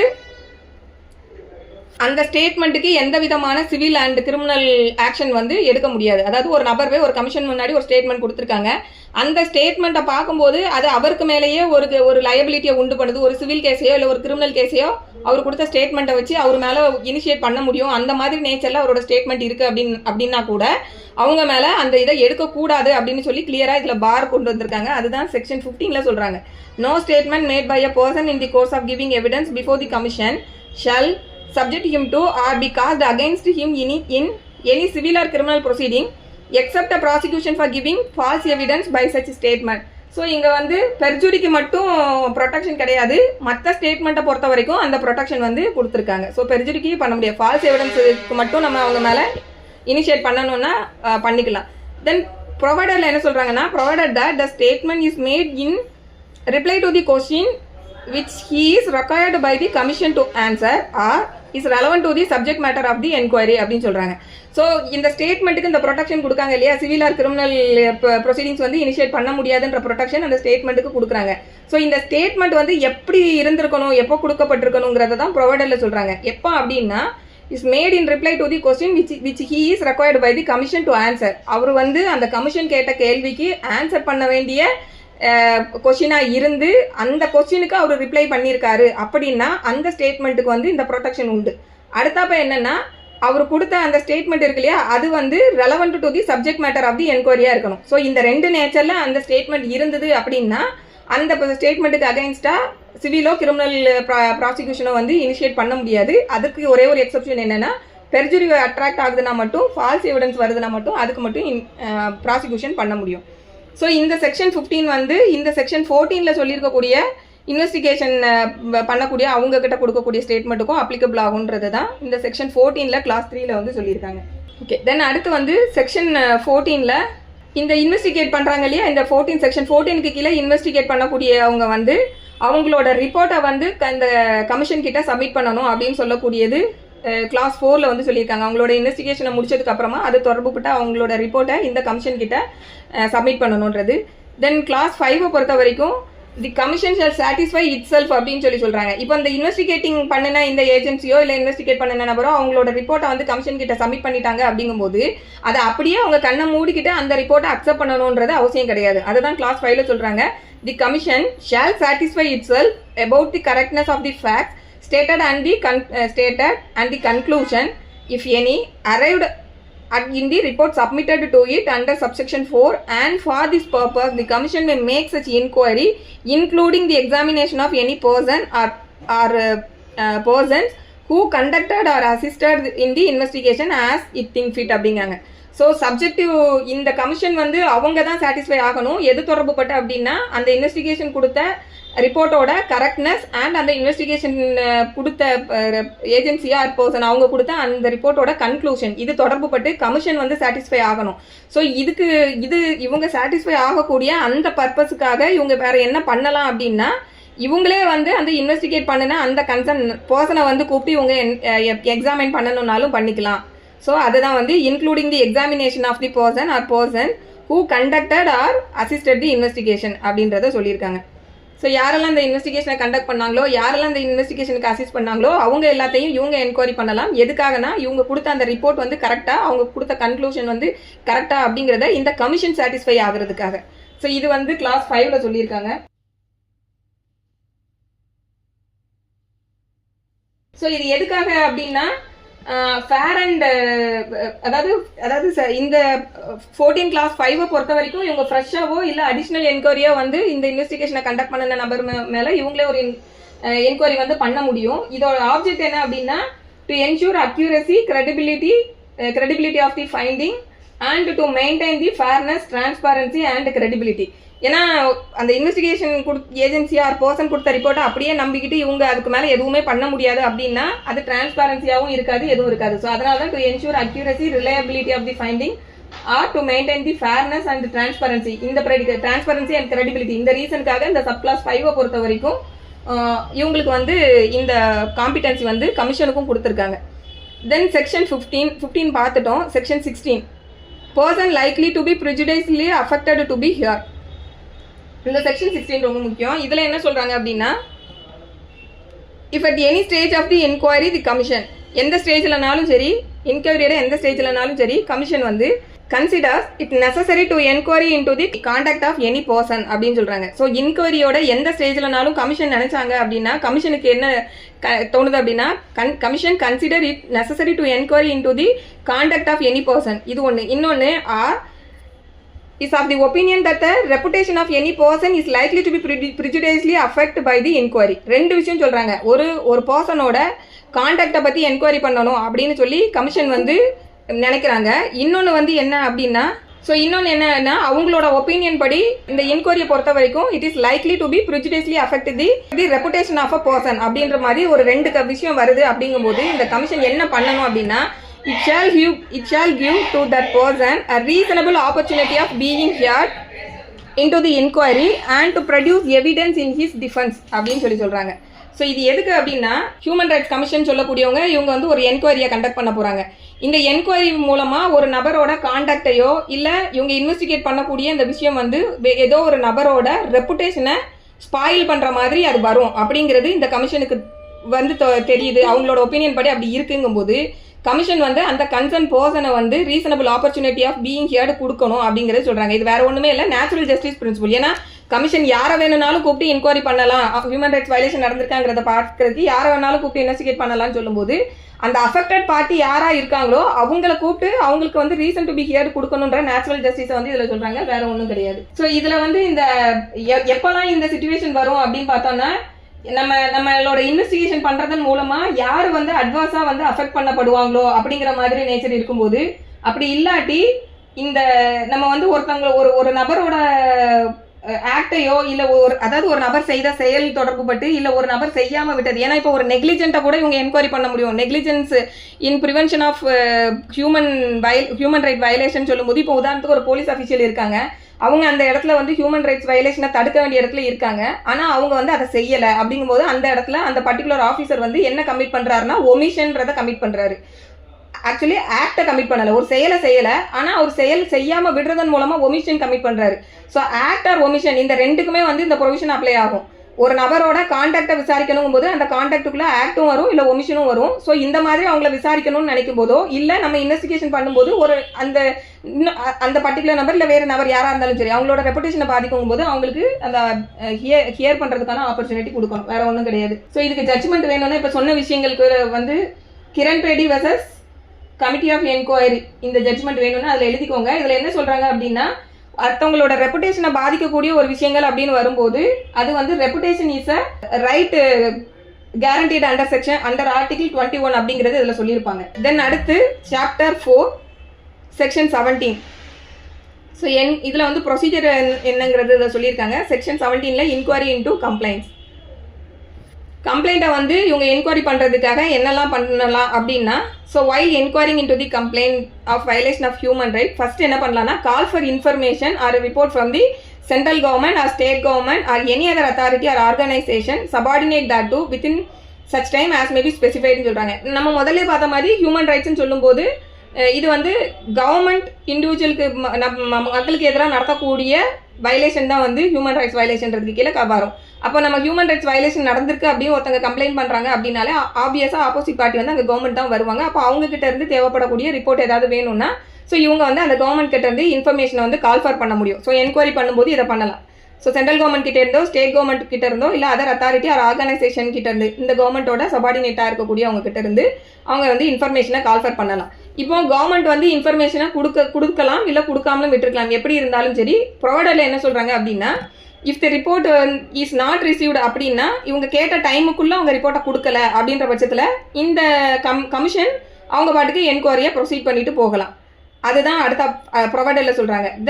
அடுத்து ப்ரொவைடரில் கிளாஸ் ஏல இது சொல்லியிருக்காங்க. கிளாஸ் பியில் என்ன சொல்கிறாங்க அப்படின்னா, சப்போஸ் இப்போ கவர்மெண்ட் வந்து ரிப்போர்ட் வந்து கொடுத்துட்டாங்க, அந்த ரிப்போர்ட்டை வந்து பார்க்கும்போது இந்த கமிஷன் என்ன சாட்டிஸ்ஃபை ஆகுது அப்படின்னா ஃபர்தர் என்கொயரி வந்து இதுக்கு வந்து ஃபர்தர் என்கொயரியே தேவையில்லை அப்படிங்கிற மாதிரியான ஒரு முடிவுக்கு வராங்க அப்படின்னா, இல்லை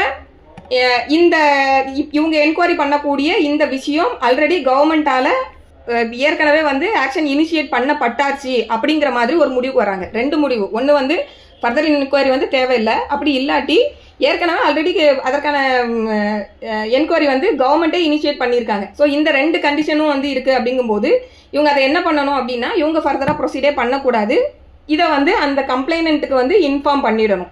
ஸோ இதுதான் வந்து இந்த ப்ரொவைடரில் கிளாஸ் பியில் வந்து சொல்லியிருக்காங்க. தென் அடுத்து ஸோ இதெல்லாம் தாண்டியும் அவங்களுக்கு இன்னும் அடுத்தாப்ப என்ன சொல்கிறாங்கன்னா, வித்தவுட் ப்ரிஜுடைஸ். ஸோ இப்போ மேலே சொன்ன இந்த விஷயங்களுக்கு பாதிப்பு இல்லாத வகையில் கமிட்டி நினைச்சாங்க அப்படின்னா நம்ம என்கொயரி கண்டக்ட் பண்ணுறது நெசசரி அப்படிங்கிற மாதிரி அவங்க நினைக்கிறாங்க அப்படின்ற பட்சத்தில் தென் அவங்க வந்து என்கொயரி வந்து இனிஷியேட் பண்ணிட்டு ப்ரொசீடும் பண்ணலாம் அப்படிங்கிறது அடுத்தப்ப லாஸ்ட்டில் வந்து சொல்லியிருக்காங்க. ஸோ இதெல்லாம் சொல்லக்கூடியது section 17.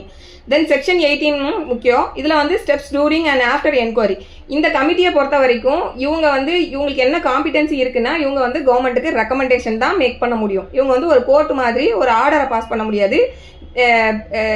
they will make a recommendation to the governmentன்றது தான் அந்த ஆக்டில் இருக்கக்கூடிய ஸ்கோப்.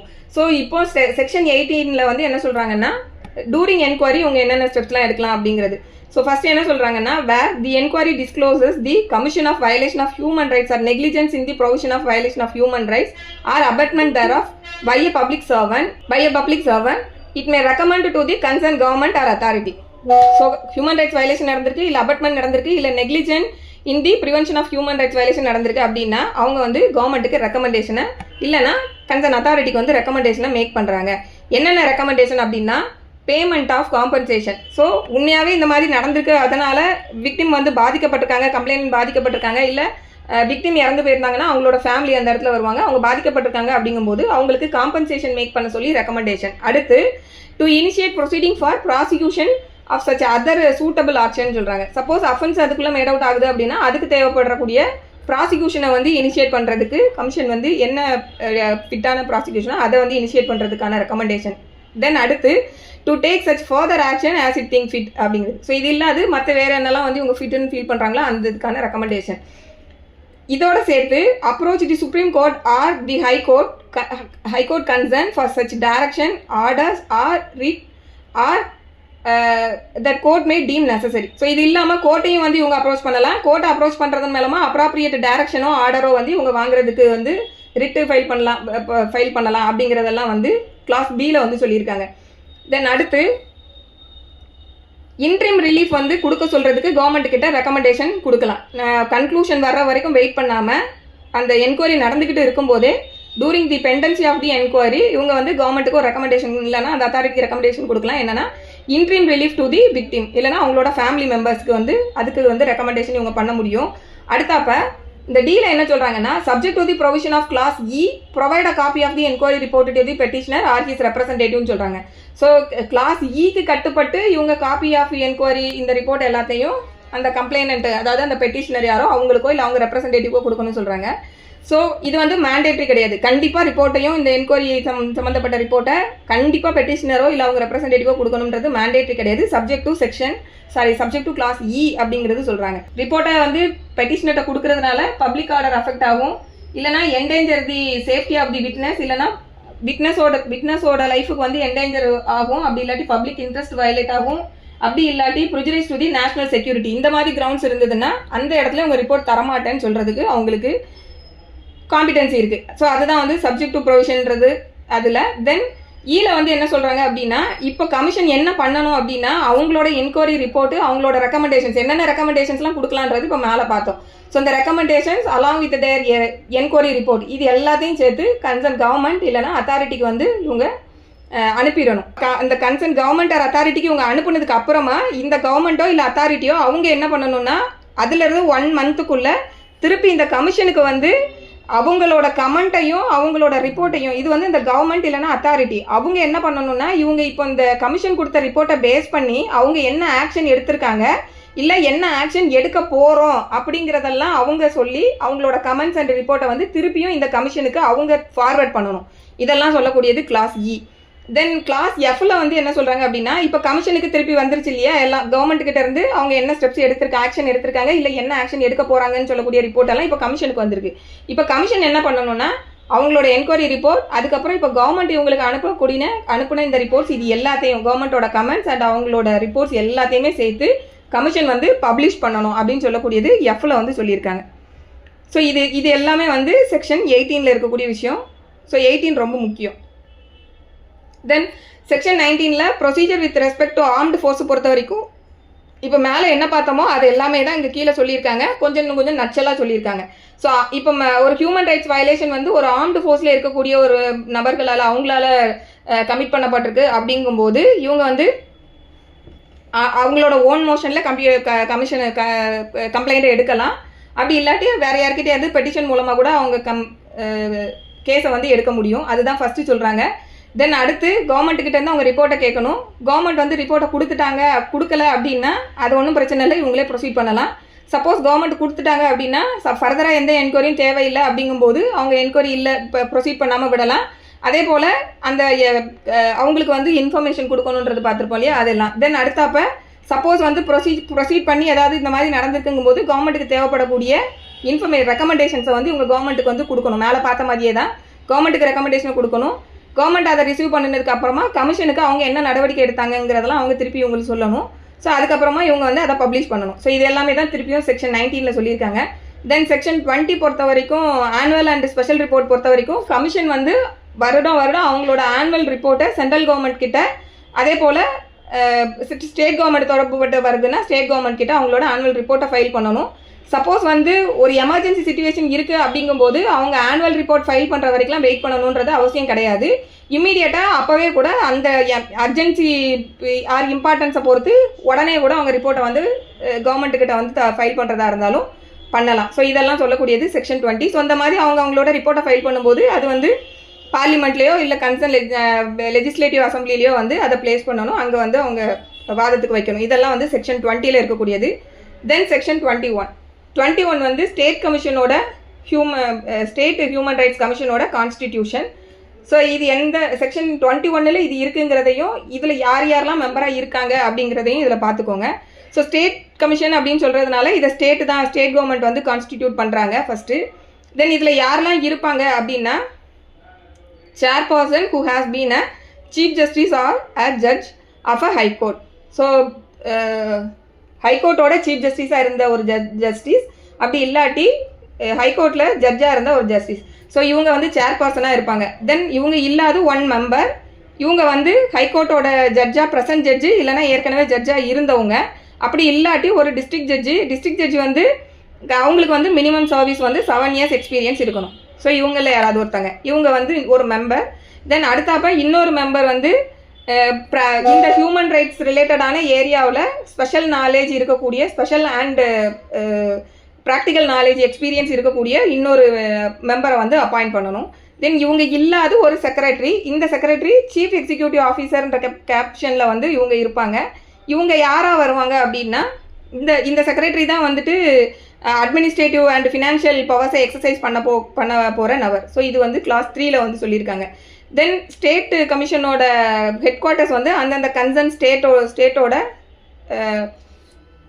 ஹெட் குவார்ட்டர்ஸில் வந்து இந்த கமிஷன் வந்து ஃபங்க்ஷன் ஆகும் அப்படின்னு சொல்லக்கூடியது கிளாஸ் 4. இந்த ஸ்டேட் கமிஷனை பொறுத்த வரைக்கும் அந்த கன்சர்ன் ஸ்டேட்டை இந்த ஸ்டேட் கமிஷனை பொறுத்த வரைக்கும் ஹியூமன் ரைட்ஸ் வயலேஷன் எந்த ஏரியாவில் உள்ளதுல இவங்களுக்கு காம்பிடன்சி உண்டுன்னா list 2 and list 3 of 7th ஷெட்யூல்னு சொல்லியிருக்காங்க. ஸோ லிஸ்ட் 2 வந்து ஸ்டேட் லிஸ்ட்டு, லிஸ்ட் 3 வந்து கன்கரண்ட் லிஸ்ட்டில் ஸ்டேட் கவர்மெண்ட்டுக்கு தொடர்புபட்ட ஏரியாவில் உள்ள ஒரு சப்ஜெக்ட் மேட்டர் தொடர்புபட்ட ஹியூமன் ரைட்ஸ் வயலேஷனாக இருந்ததுன்னா அந்த இடத்துல ஸ்டேட் கவர்மெண்ட் தான் வருவாங்க, ஸ்டேட் கமிஷன் தான் வரும். ஸோ இது வந்து class 5. Provided that if any such matter is already being inquired into by the commission or any other commission duly constituted under any law for the time being in force, the state commission shall not inquiry into that matter சொல்கிறாங்க. So ஏன் வந்து already வேற ஒரு சட்டத்துக்கு கீழே வந்து ஒரு commission constitute பண்ணியிருக்காங்க அப்படின்னா நமக்கு வந்து நிறைய ஸ்பெஷல் எனாக்ட்மெண்ட்ஸ் இருக்குது. அந்த ஸ்பெஷல் எனாக்ட்மெண்ட்ஸுக்கு கீழெல்லாம் சில நேரங்களில் வந்து ஏதாவது வயலேஷன்ஸ் நடக்குது அப்படிங்கும்போது அந்த ஆக்டுக்கு கீழெல்லாம் கமிஷன்ஸ் வந்து கான்ஸ்டிடியூட் பண்ணி எதையாவது என்கொயரி பண்ணிக்கிட்டு இருக்காங்க அப்படிங்கும்போது ஏற்கனவே அது வந்து ஹியூமன் ரைட்ஸ்ன்றதுக்கு கீழேயும் வருது, இன்னொரு ஸ்பெஷல் ஆக்டுக்கு கீழேயும் வந்து அது அட்ராக்ட் ஆகுது. அந்த ஸ்பெஷல் ஆக்டுக்கு கீழே ஒரு கமிஷனை கான்ஸ்டிடியூட் பண்ணி அந்த விஷயத்தை ஏற்கனவே அவங்க விசாரிச்சுட்டு இருக்காங்கும்போது திருப்பியும் ஒரே வேலையை இன்னொருத்தவங்களும் செய்ய வேண்டான்ற மாதிரி இருக்கனால ஸோ ஆல்ரெடி இன்னொரு கமிஷன் இருக்குது அப்படிங்கும்போது அந்த இடத்துல ஸ்டேட் கமிஷன் போயிட்டு அந்த விஷயத்தை என்கொயரி பண்ணக்கூடாது அப்படிங்கிறது இதில் சொல்லியிருக்காங்க. தென் கிளாஸ் 6 பொறுத்த வரைக்கும் ஒன்றுக்கு மேற்பட்ட கவர்மெண்ட்டுக்கு சேர்த்து ஒரே ஸ்டேட் கமிஷனை வந்து கான்ஸ்டியூட் பண்ணணும்னாலும் பண்ணிக்கலாம் அப்படிங்கிறது வந்து கிளாஸ் 6.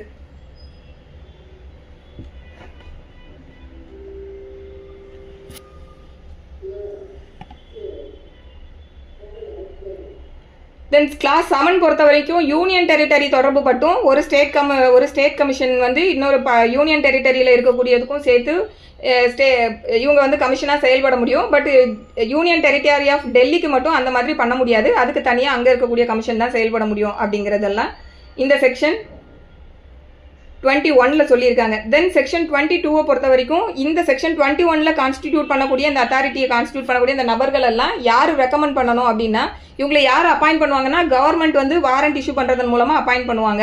ஸோ கவர்னர் எப்படி அப்பாயிண்ட் பண்ணுவாங்க அப்படின்னா அவங்க வந்து இந்த கீழே சொல்லியிருக்கக்கூடிய நபர்கள் இருக்கக்கூடிய ஒரு கமிட்டி, இந்த கமிட்டியோட ரெக்கமெண்டேஷனை பேஸ் பண்ணி தான் கவர்னர் வந்து அவங்கள அப்பாயிண்ட் பண்ணுவாங்க. ஸோ இந்த கமிட்டியில் யாரெல்லாம் இருப்பாங்கன்னா chief minister, then speaker of the legislative assembly, அடுத்து வந்து minister in charge of the department of home in that state, then leader of the opposition in the legislative assembly, இவங்க எல்லாம் இருப்பாங்க. சப்போஸ் ஏதாவது ஒரு ஸ்டேட்டில் வந்து லெஜிஸ்லேட்டிவ் கவுன்சிலும் இருக்குது அப்படின்னா அந்த லெஜிஸ்லேட்டிவ் கவுன்சிலோட சேர்மன் அண்ட் அந்த லெஜிஸ்லேட்டிவ் கவுன்சிலோட அப்போசிஷன் லீடர், ஸோ இவங்களும் வந்து அந்த கமிட்டியில் வந்து மெம்பராக வந்து கான்ஸ்டியூட் ஆகிருப்பாங்க. இந்த கமிட்டியோட ரெக்கமெண்டேஷனை பேஸ் பண்ணி தான் அந்த மெம்பர்ஸ் வந்து அப்பாயிண்ட் பண்ணப்படுவாங்க. தென் ஹைகோர்ட் வந்து sitting judge of the high court இல்லைனா sitting judge of the district கோர்ட்டை பொறுத்த வரைக்கும் அந்த கன்சர்ன் ஸ்டேட்டோட சீஃப் ஜஸ்டிஸ் ஆஃப் ஹைகோர்ட்டை கன்சல்ட் பண்ணாமல் அப்பாயின்மெண்ட்டை வந்து இவங்க பண்ணக்கூடாதுன்றது ப்ரொவைடரில் சொல்லியிருக்காங்க. தென் அடுத்து இந்த கான்ஸ்டிடியூஷனில் ஏதாவது வந்து குறைபாடுகள் இருந்ததுன்னா அது வந்து எந்த விஷயங்களையுமே வந்து இன்வாலிடேட் பண்ணாது அப்படிங்கிறது கிளாஸ் 2. ஸோ இதெல்லாம் வந்து செக்ஷன் 21 அண்ட் 22 ரொம்ப முக்கியமான செக்ஷன்.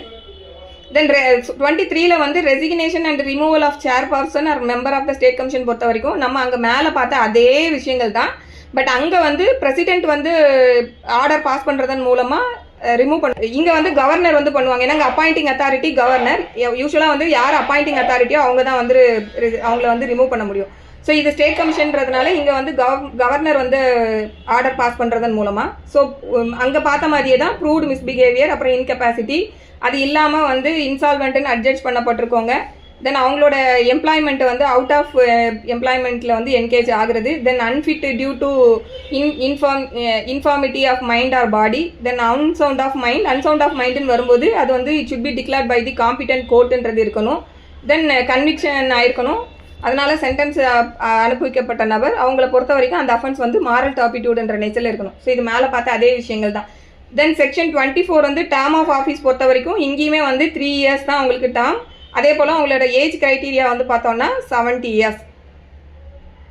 ஸோ இங்கேயும் வந்து they are eligible to reappointment subject to the age limit of 70 இயர்ஸுங்கிறது. தென் இவங்க ஏற்கனவே ஒரு முறை இந்த கமிட்டியில் வந்து அப்பாயிண்ட் பண்ணப்பட்டு அதுலேருந்து ரிலீவ் ஆகிருக்காங்க. அப்படிங்கும்போது ஃபர்தராக எந்த விதமான கவர்மெண்ட் வந்து எம்ப்ளாய்மெண்ட்லேயும் அவங்க திருப்பி வந்து பிளேஸ் பண்ண முடியாதுங்கிறது எல்லாமே இதில் சொல்லியிருக்காங்க.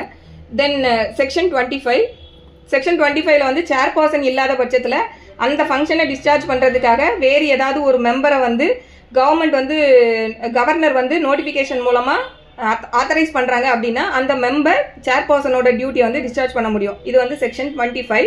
தென் செக்ஷன் 26 வந்து இவங்களோட டேர்ம்ஸ் அலவன்சஸ் எல்லாமே வந்து ரூல்ஸில் ப்ரெஸ்கிரைப் பண்ணியிருக்க மாதிரி இருக்கும். தென் 27 பொறுத்த வரைக்கும் ஆஃபீஸர்ஸ் அண்ட் அதர் ஸ்டாஃப்ஸை பொறுத்த வரைக்கும் செக்ரட்டரி டு தி ஸ்டேட் கவர்மெண்ட்டை வந்து செக்ரட்டரி டு தி ஸ்டேட் கமிஷனுக்கு அப்பாயிண்ட் பண்ணுறதுக்கு கவர்மெண்ட் வந்து எப்போவுமே அவைலபிளாக இருக்கணும்னு சொல்லக்கூடியது ஃபஸ்ட்டு. தென் அதே போல் தேவைப்படக்கூடிய மற்ற போலீஸ் அண்ட் இன்வெஸ்டிகேஷன் ஸ்டாஃப்ஸு அங்கே வந்து இங்கே வந்து இன்ஸ்பெக்டர் ஜெனரல்னு சொல்லியிருப்பாங்க, அங்கே வந்து டிஜிபி, இங்கே ஐஜி. Thank you ma'am. ஸோ இந்த 2 டிஃப்ரென்ஸும் இந்த 2 கமிஷனில் வந்து இந்த ரேங்க் மட்டும் மாறி இருக்குது, அது மட்டும் பார்த்துக்கோங்க. தென் இது இல்லாத மற்ற administrative technical and scientific staffs வந்து தேவைப்படுறாங்க. அப்படிங்கும்போது எஃபெக்டிவ் டிஸ்சார்ஜ் ஆஃப் தி ஃபங்க்ஷனுக்காக அவங்களையும் அப்பாயிண்ட் பண்ணிக்கலாம். தென் ஆனுவல் ரிப்போர்ட் வந்து நம்ம பார்த்த மாதிரி ஆனுவல் ரிப்போர்ட் ஃபைல் பண்ணணும். தேவைப்பட்டது எமர்ஜென்சி இருக்குது, அர்ஜென்சி இருக்குங்கும்போது அவங்க இடையில கூட அவங்க தே கேன் ஃபைல்ன்றது. ஸோ இதெல்லாம் எக்ஸாமுக்கு அவ்வளோ இம்பார்ட்டன்ஸ் கிடையாது. செக்ஷன் 29 பொறுத்த வரைக்கும் நேஷனல் கமிஷனுக்கு வந்து இந்த 9, 10, 12, 13, 14, 15, 16, 17 அண்ட் 18 என்னென்னலாம் பவர்ஸ் எல்லாம் சொல்லியிருக்காங்களோ ரெஸ்பெக்டிவ்லி அப்படியே இவங்களுக்கும் வந்து அப்ளிகபிள் ஆகும். அங்கே நேஷனல் கமிஷன் சொன்ன எல்லா இடங்கள்லையும் ரெஃபரன்ஸ் வந்து ஸ்டேட் கமிஷன் அப்படின்னு நம்ம எடுத்துக்கிடணும், வேறு ஒன்றுமே இல்லை. தென் அங்கே வந்து செக்ரட்டரி ஜெனரல்னு சொல்லியிருக்கிறத வந்து நம்ம செக்ரட்டரி அப்படின்றதையும் வந்து சப்ஸ்டியூட் பண்ணிக்கணும் அப்படிங்கிறது. தென் இதோட வந்து இந்த சாப்டர் முடிஞ்சிருச்சு. இதுக்கப்புறம் இந்த சாப்டர் ரொம்ப முக்கியம். Chapter 6 human rights courts. Human rights court வந்து செக்ஷன் 30 அண்ட் 31 2 செக்ஷன் தான். 30ல் வந்து for the purpose of providing speedy trial of offences arising out of violation of human right the state commission may அப்படின்னு சொல்கிறாங்க with the concurrence of chief justice of the high court. So இது வந்து அந்தந்த concern state government chief ஜஸ்டிஸோட கன்கரன்ஸை வாங்கிட்டு speedy டிஸ்போசலுக்காக ஒரு கோர்ட்டை வந்து கான்ஸ்டிடியூட் பண்ணணும், ஹியூமன் ரைட்ஸ் கோர்ட் அப்படின்னு சொல்லிட்டு நோட்டிஃபிகேஷன் மூலமாக பண்ணணும் அப்படின்னு சொல்கிறாங்க. இதில் ப்ரொவைடரில் என்ன சொல்கிறாங்க அப்படின்னா nothing in this section shall apply to a court of session is already specified as a special court. Special கோர்ட்டுன்னு சொல்லி ஏற்கனவே வந்து நோட்டிஃபை பண்ணப்பட்டிருக்கு அப்படின்னாலும் சரி, இல்லைனா ஆல்ரெடி ஒரு ஸ்பெஷல் கோர்ட் கான்ஸ்டிடியூட் பண்ணப்பட்டிருக்கு அப்படின்னாலும் சரி, எதுக்காக அப்படின்னா for such offences under any other law for the time பீயிங்னு சொல்கிறாங்க. ஸோ ஏற்கனவே வேறு ஏதாவது ஒரு சட்டத்தின் கீழே வந்து அவங்க ஸ்பெஷல் கோர்ட்டாக வந்து ஏற்கனவே வந்து கான்ஸ்டியூட் பண்ணப்பட்டிருக்காங்கங்கும் போது அந்த இடத்துல வந்து நம்ம திருப்பியும் வந்து இவங்களை புதுசாக வந்து ஹியூமன் ரைட்ஸ் கோர்ட்ஸ்ன்னு சொல்லி ஸ்டேட் கவர்மெண்ட் வந்து அவங்கள வந்து அப்பாயிண்ட் பண்ணணுன்றது அவசியம் கிடையாது. ஸோ இதெல்லாம் வந்து செக்ஷன் 30. இந்த செக்ஷன் 30ல் வந்து ஒரு ஜட்ஜ்மெண்ட் எழுதிக்கோங்க. Doctor S Sorubarani and another versus C Selvi. Doctor S Sorubarani and another versus C Selvi. இந்த கேஸில் வந்து நம்ம மெட்ராஸ் ஹைகோர்ட் ஜட்ஜ்மெண்ட் தான். ஹியூமன் ரைட்ஸ் கோர்ட்டுக்கு வந்து without committal proceedings human rights courts வந்து அஃபென்ஸை வந்து ட்ரை பண்ணக்கூடாது அப்படின்னு சொன்ன judgment. So human rights courts has no power to entertain the complaint directly without the committal proceedings taken by the judicial magistrate அப்படிங்கிறது இந்த ஜட்ஜ்மெண்ட்டில் சொல்லியிருக்காங்க. ஸோ இவங்களுக்கு வந்து ஒரிஜினல் ஜூரிஸ்டிக்ஷன் கிடையாது அப்படிங்கிறது வேற ஒன்றும் இல்லை. ஸோ இந்த கேஸில் ஃபேக்ட்ஸ் என்னவா இருந்திருக்கும் அப்படின்னா விக்டிம் வந்து அவங்க வந்து ஒரு ப்ரெக்னென்ட் லேடியாக இருந்திருப்பாங்க. அவங்க கவர்மெண்ட் ஹாஸ்பிட்டலுக்கு போயிருப்பாங்க. கவர்மெண்ட் ஹாஸ்பிட்டலில் வந்து டாக்டர்ஸ் வந்து அவங்களுக்கு என்ன சொல்லியிருப்பாங்கன்னா இந்த கருத்தடையும் வந்து நீங்கள் சேர்த்தே பண்ணிக்கோங்கன்னு அவங்களே இன்சிஸ்ட் பண்ணியிருப்பாங்க. ஸோ அவங்க வந்து அதை பண்ணினா தான் நாங்கள் ஏதோ ட்ரீட்மெண்ட் பார்ப்போன்ற மாதிரிலாம் சொல்லியிருப்பாங்க. ஸோ இவங்க வந்து ஓகேன்னு சொல்லியிருப்பாங்க. ஸோ அவங்க அதுக்கான ஆப்ரேஷனும் சேர்த்து பண்ணும்போது குழந்தையும் இறந்து போயிருப்பாங்க. ஸோ இவங்க ரொம்ப ஃபிசிக்கலாகவும் ரொம்ப காம்ப்ளிகேட் ஆகிருப்பாங்க. ஸோ இதுக்காக வந்து அவங்க கேஸ் ஃபைல் பண்ணியிருப்பாங்க டாக்டர்ஸ்க்கு மேலே. அப்போ வந்து என்ன ரெமெடி கிளைம் பண்ணியிருப்பாங்கன்னா ஹியூமன் ரைட்ஸ் வயலேஷன் நடந்திருக்கு, அதுக்கப்புறமா வந்துட்டு 5 lakhs ஏதோ காம்பன்சேஷன் கேட்டிருப்பாங்க. ஸோ அப்போ அதில் வந்து கோர்ட் சொன்னது வந்து டைரெக்டாக அவங்க வந்து காக்னிசன்ஸ் எடுக்க முடியாது. அதே போல் கவர்மெண்ட் டாக்டர்ஸ்க்கு அகெயின்ஸ்டாக வந்து கேஸ் ஃபைல் பண்ணணும் அப்படின்னா நமக்கு வந்து சிஆர்பிசியில் வந்து சாங்ஷன் வந்து கவர்மெண்ட் கிட்ட இருந்து 197 கீழே சாங்ஷன் வாங்காமல் எடுக்க முடியாது அப்படிங்கிறதெல்லாம் சொல்லி அந்த கேஸையே வந்து குவாஷ் பண்ணியிருப்பாங்க. தென் அடுத்து இது வந்து செக்ஷன் 31, தென் செக்ஷன் 30. அடுத்து செக்ஷன் 31ல் ஸ்பெஷல் பப்ளிக் ப்ராசிக்யூட்டரை பொறுத்த வரைக்கும் அட்வொகேட்டோட ப்ராக்டிஸ் வந்து bar experience not less than 7 years இருக்கணும் அப்படிங்கிறது செக்ஷன் 31. தென் அடுத்த சாப்டர் வந்து chapter 7 finance audit and account and audit பொறுத்த வரைக்கும் சென்ட்ரல் கவர்மெண்ட் அப்ராப்ரியேஷன் பண்ணுறதுக்கு, அதாவது ஃபண்ட்ஸ் எடுத்து அப்ராப்ரியேட் பண்ணுறதுக்காக பார்லிமெண்ட்டில் வந்து டியூ அப்ராப்ரியேஷன் பண்ணிட்டு தான் பண்ணணும். இந்த due appropriation made by the parliament அப்படின்னு சொல்லக்கூடியது என்னென்னா, சென்ட்ரல் கவர்மெண்ட் அவங்களோட கன்சாலிடேட்டட் ஃபண்டில் இருந்து ஏதாவது இந்த மாதிரியான ஒரு கமிஷனுக்கோ யாருக்காவது கொடுக்கணும் அப்படின்னா அவங்க அதுக்கு தனியாக வந்து ஒரு லா பாஸ் பண்ணிட்டு தான் அந்த ஃபண்ட் எடுத்து கொடுக்க முடியும். ஸோ கன்சாலிடேட்டட் ஃபண்டை எடுத்து அப்படியே அவங்க கொடுத்துட முடியாது. ஸோ அதுதான் இதில் ஃபஸ்ட்டு சொல்கிறாங்க, the central government shall after due appropriation made by the parliament by law. So எடுத்து அவங்க சென்ட்ரல் கவர்மெண்ட் வந்து இந்த நேஷ்னல் கமிஷனுக்கு வந்து அவங்க கொடுக்க முடியும். ஸோ கிராண்ட்ஸு. தென் அடுத்து அந்த மாதிரி கொடுக்கக்கூடிய ஃபண்ட்ஸை வந்து நேஷனல் ஹியூமன் ரைட்ஸ் கமிஷன் வந்து அவங்களோட ஃபங்க்ஷன்ஸை வந்து பெர்ஃபார்ம் பண்ணுறதுக்காக வந்து அவங்க அதுக்கு யூட்டிலைஸ் பண்ணிக்கலாம். இது வந்து செக்ஷன் 32. தென் செக்ஷன் 33 பொறுத்த வரைக்கும் இது ஸ்டேட் லெவலில் உள்ளது. ஸோ ஸ்டேட் கவர்மெண்ட் வந்து due appropriation made by the legislature by law அவங்களும் அதே மாதிரி பண்ணிவிட்டு தென் அவங்களும் வந்து ஸ்டேட் கமிஷனுக்கு வந்து பணத்தை வந்து கிராண்ட் பண்ண முடியும். இது வந்து செக்ஷன் 33. தென் செக்ஷன் 34லாம் வந்து நமக்கு அவ்வளோ தேவையில்லை. இதில் கண்ட்ரோலர் அண்ட் ஆடிட்டர் ஜெனரல் அவங்க தான் வந்து இந்த ஆடிட்டிங் இதெல்லாம் வந்து பண்ணணும் அப்படின்னு சொல்லியிருப்பாங்க. தென் அடுத்து வந்து நமக்கு இதோட முக்கியமானதுன்னு பார்த்தோம்னா சாப்டர் 8 செக்ஷன் 36 ரொம்ப முக்கியம். இவங்க வந்து matter not subject to jurisdiction of the கமிஷனில் என்ன சொல்கிறாங்கன்னா, the commission shall not enquire into any matter which is pending before a state commission or any other commission duly constituted under the law for the time being in force அப்படிங்கிறது சொல்கிறாங்க. So commission சொல்கிறது எல்லாமே வந்து என்ன அப்படின்னா நம்ம முதலே பார்த்துருக்கோம், நேஷனல் கமிஷனை வந்து குறிப்பாங்க. So the commission shall not enquiry into any matter which is pending before a state commission. வேறு ஏதாவது ஸ்டேட் கமிஷனுக்கு கீழே பெண்டிங்கில் இருக்குது, இல்லை வேறு ஏதாவது சட்டத்துக்கு கீழே அதுக்கு அந்த ஒரு சட்டத்துக்கு கீழே கான்ஸ்டியூட் பண்ண கமிஷனில் வந்து மேட்டர் பெண்டிங்காக இருக்குன்னா அதில் இவங்க வந்து என்கொயரி பண்ணக்கூடாது. அதே போல் the commission or the state commission shall not inquire into any matter after the expiry of 1 year அப்படிங்கிறது சொல்கிறாங்க. இந்த ஹியூமன் ரைட்ஸ் வயலேஷன் சொல்லக்கூடிய அந்த ஆக்ட் அது எப்போ கமிட் ஆச்சுன்னு சொல்லப்படுதோ அதுலேருந்து 1 year கம்ப்ளீட் ஆனதுக்கப்புறம் இவங்க எடுக்கக்கூடாதுன்றது. இதில் ஒரு ஜட்ஜ்மெண்ட் எழுதிக்கோங்க. ஹியூமன் ரைட்ஸை பொறுத்த வரைக்கும் கம்ப்ளைண்ட் வந்து ஒரு பேப்பரில் நியூஸ் பேப்பரில் ஏதாவது அவங்க தகவல் படித்தாங்க கூட அதன் மூலமாக கூட அவங்க சூமோட்டை வந்து கம்ப்ளைண்ட் எடுக்க முடியும். ஸோ ஃபார்மலாக வந்து அவங்களுக்கு கம்ப்ளைண்ட் வந்திருக்கணுன்றதெல்லாம் கூட அவசியம் கிடையாது. ஏதாவது ஒரு இதில் அவங்க இன்ஃபர்மேஷன் வேறு எதுலையாவது படிச்சிருந்தாங்கன்னா கூட அவங்க கம்ப்ளைண்ட் எடுக்க முடியும். இது வந்து தெரிஞ்சுக்க எல்லாருக்கும் மோஸ்ட்லி. இப்போ இந்த 36 சப்க்ளாஸ் 2க்கு இந்த ஜட்ஜ்மெண்ட் எழுதிக்கோங்க. Paramjit Kaur versus state of Punjab. Paramjit Kaur versus state of Punjab. இந்த கேஸில் வந்து யூனியன் ஆஃப் இந்தியா வந்து சுப்ரீம் கோர்ட்டில் வந்து ஒரு பெட்டிஷன் ஃபைல் பண்ணுவாங்க. எதுக்கு அப்படின்னா சுப்ரீம் கோர்ட் வந்து ஏற்கனவே வந்து ஒரு டைரக்ஷன் கொடுத்துருப்பாங்க. அதாவது பஞ்சாப் மாநிலத்தில் வந்து நடந்த ஒரு வயலேஷனை வந்து என்கொயரி பண்ண சொல்லி சுப்ரீம் கோர்ட் வந்து ஒரு டைரக்ஷன் வந்து கொடுத்துருப்பாங்க இன்வெஸ்டிகேட் பண்ண சொல்லி. இப்போ இதில் வந்து யூனியன் ஆஃப் இந்தியா வந்து ஒரு பெட்டிஷன் வந்து ஃபைல் பண்ணுவாங்க. என்ன அப்படின்னா இந்த செக்ஷன் 36 சப்க்ளாஸ் 2க்கு கீழே வந்து 1 year முடிஞ்சிருச்சு அப்படிங்கும்போது எங்களுக்கு காம்பிடன்ஸே முதல்ல கிடையாது அப்படின்னு சொல்லி அவங்க அந்த டிஃபென்ஸ் எடுத்து அதை கிளாரிஃபை பண்ண சொல்லி சுப்ரீம் கோர்ட்டில் பெட்டிஷன் வந்து ஃபைல் பண்ணுவாங்க. ஏன்னா அந்த இடத்துல வந்து அந்த 1 year வந்து எக்ஸ்பயர் ஆயிருக்கும். ஸோ அப்போ என்ன கேட்பாங்கன்னா, எங்களுக்கு அதில் ட்ரை பண்ணுறது காம்பிடன்சி இல்லை, கோர்ட்டோட டேரக்ஷனை பேஸ் பண்ணி நாங்கள் எப்படி பண்ண முடியும், ஆல்ரெடி லிமிடேஷன் முடிஞ்சிருச்சு அப்படின்ற மாதிரி. ஸோ இதில் சுப்ரீம் கோர்ட் என்ன சொல்லியிருப்பாங்க அப்படின்னா, all authorities are bound by direction of supreme court. So நான் சுப்ரீம் கோர்ட்டு கொடுக்கக்கூடிய டைரக்ஷன்ஸை வந்து எல்லா அத்தாரிட்டிஸையுமே பவுண்ட் பண்ணும் அப்படிங்கிறத சொல்லுவாங்க. தென் அதனால நேஷனல் ஹியூமன் ரைட்ஸ் கமிஷனும் வந்து அதுலேருந்து எக்ஸப்ஷன் ஆக முடியாது, நீங்களும் அதில் எக்ஸ்க்ளூட் ஆக முடியாது. So the commission would function pursuant to the direction issued by the supreme court not under section 36 subclause 2 of human rights ஆக்ட்ன்றதை சொல்லியிருப்பாங்க. ஸோ இப்போ இந்த இடத்துல வந்து நாங்கள் விசாரிக்க சொன்னது வந்து நீங்கள் சுப்ரீம் கோர்ட் கொடுத்த டைரக்ஷனை பேஸ் பண்ணி தான் நீங்கள் இன்வெஸ்டிகேட் பண்ண போகிறீங்களே தவிர்த்துட்டு செக்ஷன் 36 சப்க்ளாஸ் 2ல் சொல்லியிருக்கக்கூடிய மெத்தடில் வந்து நீங்கள் வந்து இப்போ காம்பிடன்சி எடுக்கலை, சாரி அந்த ஜூரிஸ்டிக்ஷன் எடுக்கலை. ஸோ அதனால் அதுக்கு வந்து இது அப்ளை ஆகாது அப்படிங்கிறது இந்த ஜட்ஜ்மெண்ட்டில் சொல்லியிருப்பாங்க. So Paramjit Kaur versus state of Punjab. Then அடுத்து protection of action taken in good faith பொறுத்த வரைக்கும் எந்த விதமான சிவில் ஆர் கிரிமினல் ஆக்ஷன்ஸும் வந்து குட் ஃபெய்த்தில் எடுத்த நடவடிக்கைகளுக்கு இனிஷியேட் பண்ண முடியாது. தென் இதில் இருக்கக்கூடிய மெம்பர்ஸ் அண்ட் ஆஃபீஸர்ஸ் எல்லாருமே வந்து பப்ளிக் சர்வெண்ட்டுன்னு சொல்லக்கூடியது section 39. Then power to control rule making power வந்து சென்ட்ரல் கவர்மெண்ட்டுக்கு இருக்குது, அது செக்ஷன் 40. டெலகேஷன் பவர் வந்து செக்ஷன் 40 கேபிட்டல் ஏல வந்து டெலகேஷன் வந்து யாருக்கு கொடுத்துருக்காங்க அப்படின்னா the power to make rules under clause B of section subsection 2 of section 40 shall include the power to make rules or any of them respectively from a date not earlier than the date on which this act received the assent of the parliament, but no such retrospective effect shall be given to any such rule so as to prejudicially affect the interest of any person to whom such rule may applicable சொல்லியிருக்காங்க இல்லையா. So இதில் power to make rules வந்து முதல்ல யாருக்கு இருக்குது அப்படின்னா power of commission to make ரூல்ஸ்னு 40 clause பியில் கேபிட்டல் பியில் சொல்லியிருக்காங்க. ஸோ நேஷனல் ஹியூமன் ரைட்ஸ் கமிஷனுக்கு வந்து ரூல் மேக்கிங் பவர் வந்து கொடுத்துருக்காங்க.